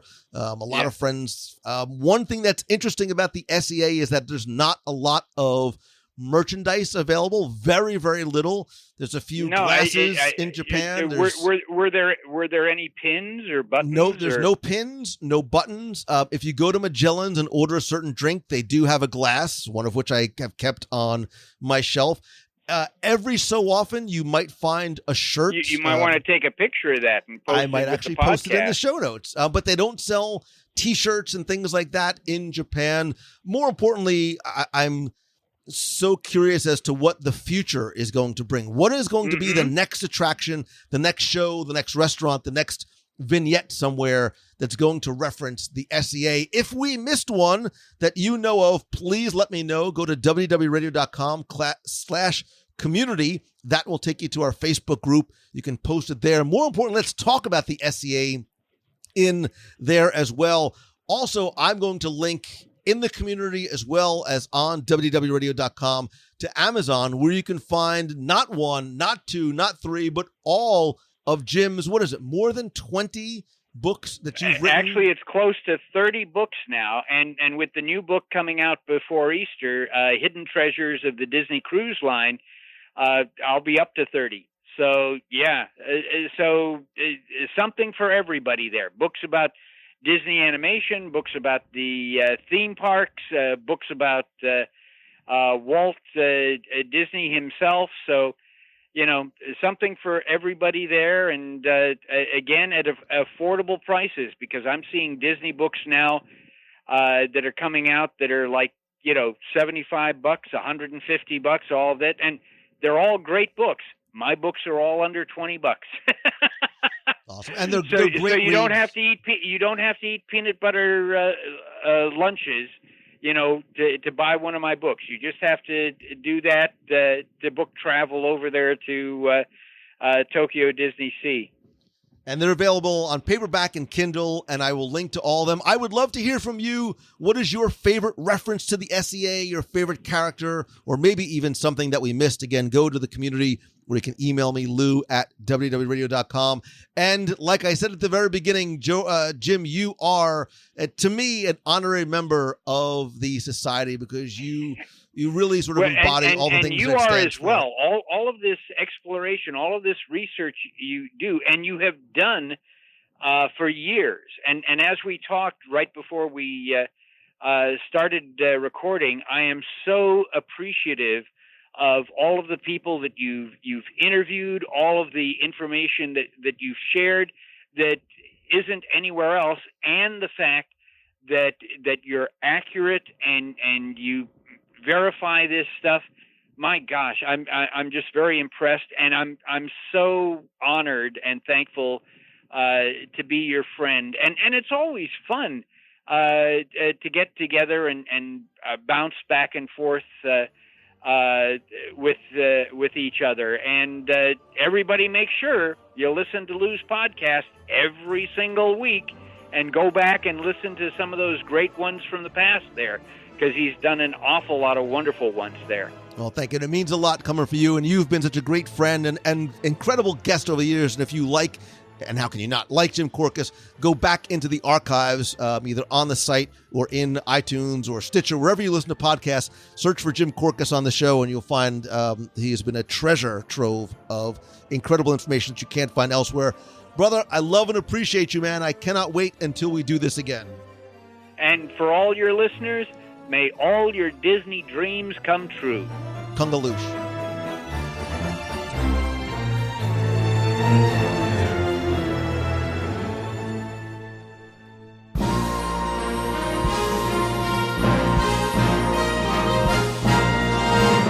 While this would normally be time for our Walt Disney World Trivia Question of the Week, I'm once again going to remind you how you can enter for a chance to win $100 in Disney gift cards. So I say all the time that this show really is not just for you, but by you and with you and about you, and more importantly, the community and conversation that you have helped create. And really, I really feel that we're more like family than even just friends, and that really is because of you. I say all the time, I helped build the clubhouse, but you are the ones that populated it. More importantly, invite your friends to be part of this incredible community. And so that's what the contest last week was based on, and we're going to continue on until March 1st because I am going to be traveling to speak at a conference this week. So again, all I need you to do to enter the contest for a chance to win $100 in Disney gift cards is what I've been asking you to do since show number 1, which is to help spread the word. Here's exactly how you enter. And in fact, this week, there's not one, but 2 different ways you can enter, and more than once. The first, again, is by helping to spread the word by rating and reviewing the show in iTunes. If you go to wdwradio.com/review, that'll take you to the iTunes store on desktop or mobile. There you can write a review about this week's show. Again, make sure you subscribe to the podcast there. And then stay tuned to the end of the show as I might just read your review on the air. And the second way to enter is over on Instagram. So last week we did our recap and review of our WDW Radio cruise on the Disney Wonder out of New Orleans. All you need to do is follow me on Instagram. I'm at Lou Mongello. Like the photo about this week's contest and comment where you would like to go on a Disney cruise line or maybe even a future WDW Radio cruise, and then tag a friend that you'd love to take with you. So follow, like, comment, and tag. You have to do all 4. But you can enter more than once. You can leave one review and then leave multiple comments on Instagram and tag different friends. Again, just make sure that they're actually real people and not celebrities and fake accounts, etc. I'll then randomly select one of the entries combined from the podcast reviews and from Instagram. I'll randomly select one, and again, you're going to win $100 in Disney gift cards. Now, because I want to give you time to enter and because of my travel schedule, I'm giving it to you until Sunday, March 1st at 11:59 p.m. to enter both in iTunes as well as on Instagram. And then, as I mentioned last week, also be sure to stay tuned to Instagram for another contest where you can win something special that you can't buy. It's only available on the cruise, and it's only available on the Disney Wonder. It's very cool. I really like it. I'd love to add it to your collections. So good luck. Thank you, and have fun.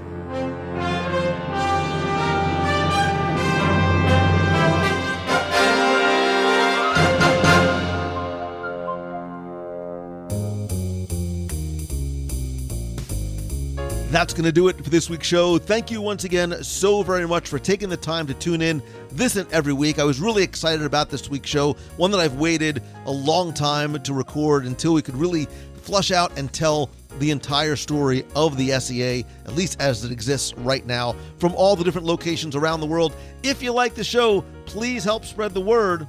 And come talk about this week's show, the S.E.A., or anything Disney-related you want to talk to by being part of our community at wdwradio.com/community. That is our Box People group over on Facebook. It's fun, it's free, and drama-free, and completely family-friendly. And so I want to personally invite and welcome you to be part of our community, of our family, and encourage you to invite a friend as well. Speaking of family and community, I want to thank some of the long time and new members of the WDW Radio Nation family. I appreciate your friendship and your love and all the support that you bring to me and the show, and I love being able to give back to you and thank you each and every month. I want to thank some of the new and longtime members of the Nation family, including Kevin Nelson, Denise Watson, Kent Wilson, Peggy Teal, Rachel Novak, Kimberly Hazard, Avi Erdfarb, Nikki Slater, and Caroline Beryl. I sincerely appreciate you. And if you want to find out how you can be part of the Nation and help the show and also get exclusive rewards every month, including monthly scavenger hunts from the Disney Parks and maybe Disney Cruise Line. We have a private Facebook group there as well. Custom Magic Band covers, logo gear, t-shirts, backpacks, care packages from Walt Disney World, monthly exclusive live video group calls, and lots more. You can visit wdwradio.com/support. Again, this is completely optional. It's a great way to help support the show, but also please remember that a portion of the proceeds of your contribution goes to our Dream Team project to benefit the Make-A-Wish Foundation of America. If you have a question you'd like me to answer on the show during one of our listener email shows, you can email me, lou@wdwradio.com, or call the voicemail at 407-900-9391 with a hello, a question, a comment about this week's show, or just a hi from the parks. Again, it's 407-900-WDW1. You can also connect with me on social. I am at Lou Mongello on Facebook, Instagram, Twitter, and Pinterest. And as much as I love connecting with you there, nothing beats a handshake and a hug. I am a real-world, face-to-face, eye-to-eye handshake and a hug person. I want to thank everyone who came out to our last meet of the month during Princess Half Marathon weekend. Princes, princesses, congratulations to all of you who ran, walked, wogged, jogged, volunteered, and cheered, especially everybody who was part of the WDW Radio running team. I am so incredibly grateful to and proud of you. Our next meet of the month is going to be at Disney's Hollywood Studios in March, not Galaxy's Edge yet, but a venue that I'm somewhat familiar with because it's like many Italian weddings that I attended in New Jersey. We're going to go to Pizza Rizzo. Upstairs on the second floor, they have this very cool banquet room off in the back. Or if it's a really nice day out, we'll go upstairs and there's an outside balcony. We can sit out as well. The next meet of the month is going to be Sunday, March 29th at 10 a.m., so you can get to the park early, grab your Rise of the Resistance boarding group, maybe a little bit of breakfast, then come by and have the rest of the day to enjoy over at Disney's Hollywood Studios. Also, stay tuned to the events page at wdwradio.com/events, not just for upcoming meets of the month, but other special events that we are about to announce very, very soon, including Adventures by Disney to Italy this next year. We have one spot left for our family-friendly Adventures by Disney to Wyoming this summer, and also look for other events and on-the-road meetups as I travel to speak. I'm actually going to be in San Diego February 29th through March 4th for social. I'll be speaking at Social Media Marketing World. The following week, I'll be in Catania, Italy, and Sicily, speaking once again at TBEX, which is a conference for travel content creators. And then stay tuned this week for more information about the events that I'm hosting here in Walt Disney World. This summer, we have our Momentum Weekend Retreat, which is a weekend in a vacation home near Walt Disney World where 10 entrepreneurs get together to really deep dive about their business, their ideas, and really helping to move the needle to turn what they love into what they do. It's focusing on you and the event. I take care of all the details, including the rooms, meals, and materials. And then once again this fall, I'll have my Momentum Weekend Retreat in Walt Disney World based on the pillars of inspiration, education, and community.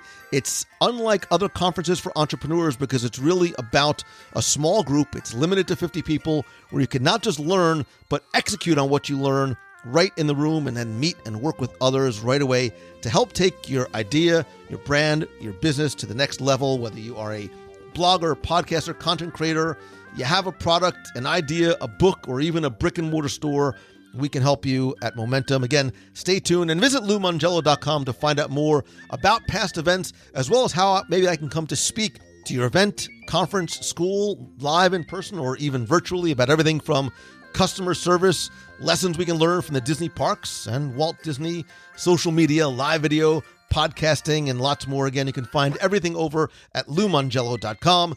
Thanks as always to Becky Mankin and the entire team at Mousefan Travel. They are my official and recommended travel provider, and it's who I recommend to you because I know you trust me, and I trust them, and it's who I've been using personally for more than a decade. And whether you're going to World, Land, or even a non-Disney destination, they can give you really all the available options, prices, discounts, and it all comes at no cost to you. You can visit them over at mousefantravel.com.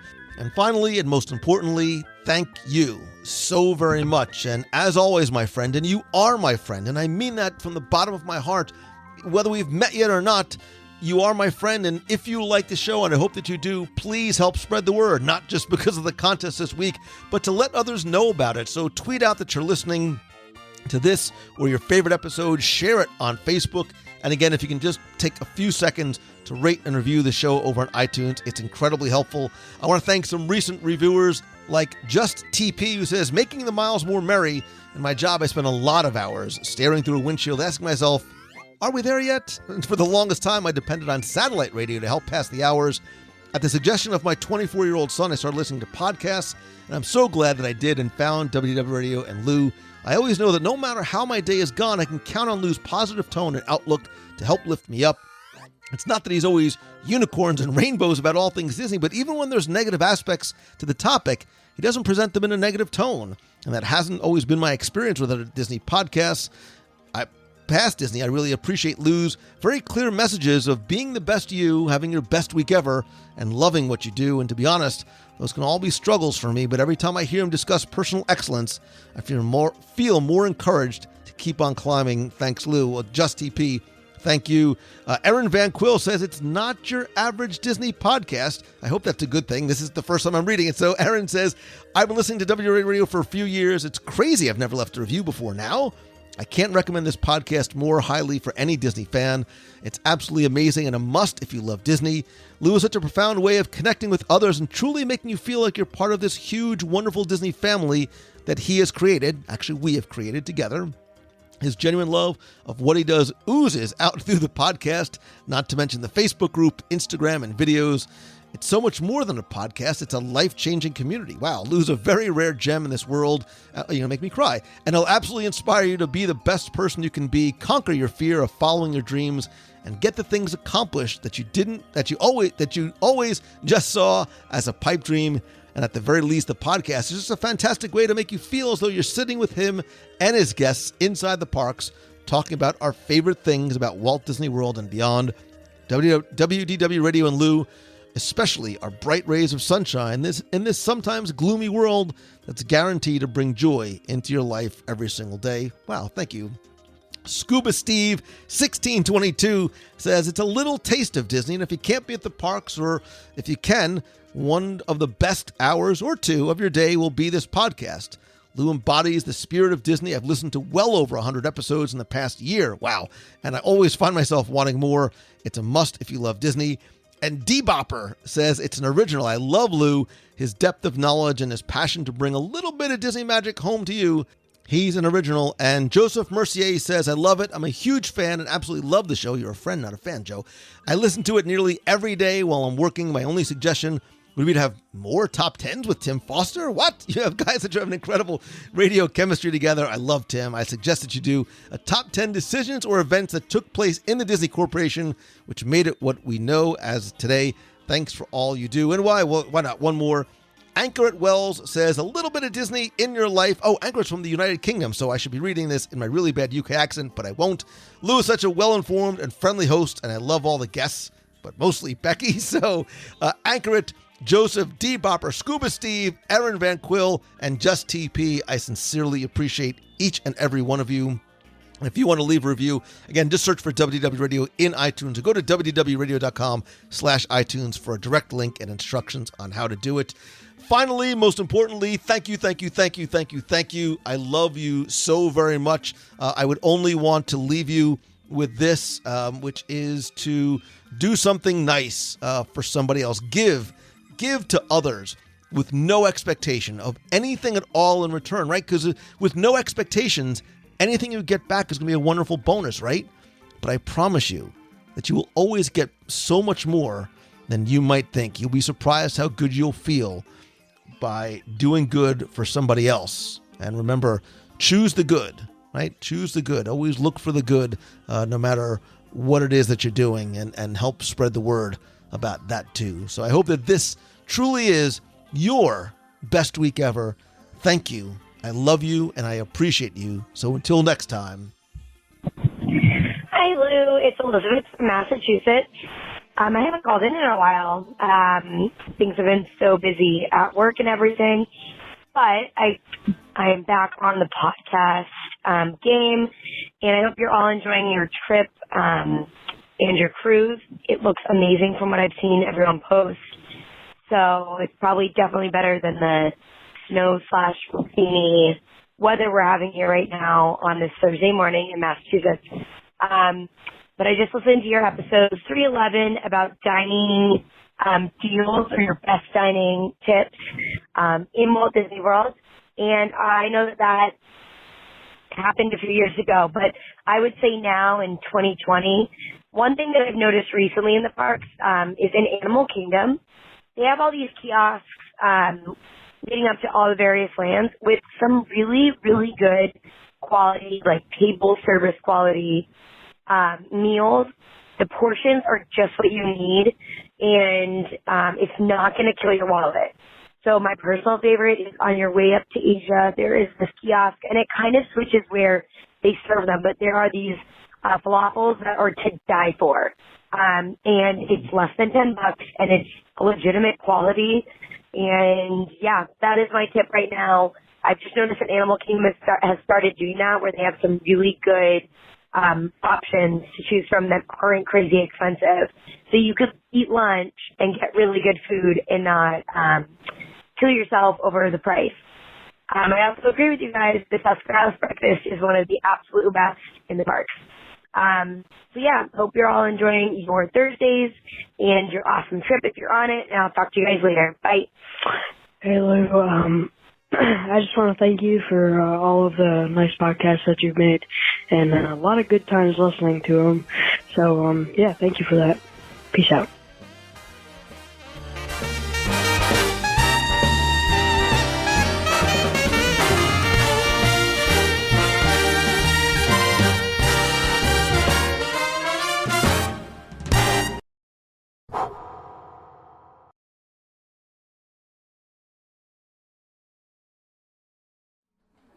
Hello, can you hear me out there from back in the projection room?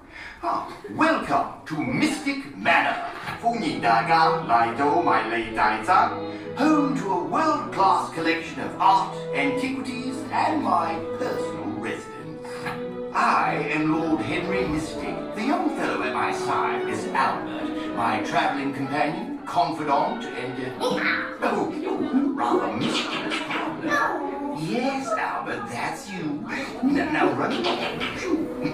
Well, for several years now, Albert and I have traveled the world in search of rare and precious artifacts for you to enjoy as you tour our home in Mystic Manor. These are just a few of our treasures. And here's our latest acquisition, an ancient music box. Legend has it that this charming music box has the power to bring inanimate objects to life with the touch of its enchanting music. Superstition and nonsense. Oh my. Well, we shall see when we open it, shan't we? Albert, who's a little fellow who can't keep his hands off that music box. Yes, you like that box, don't you? We'll examine it later. Oh, sure. Now, what was I saying? Oh, yes. Welcome, one and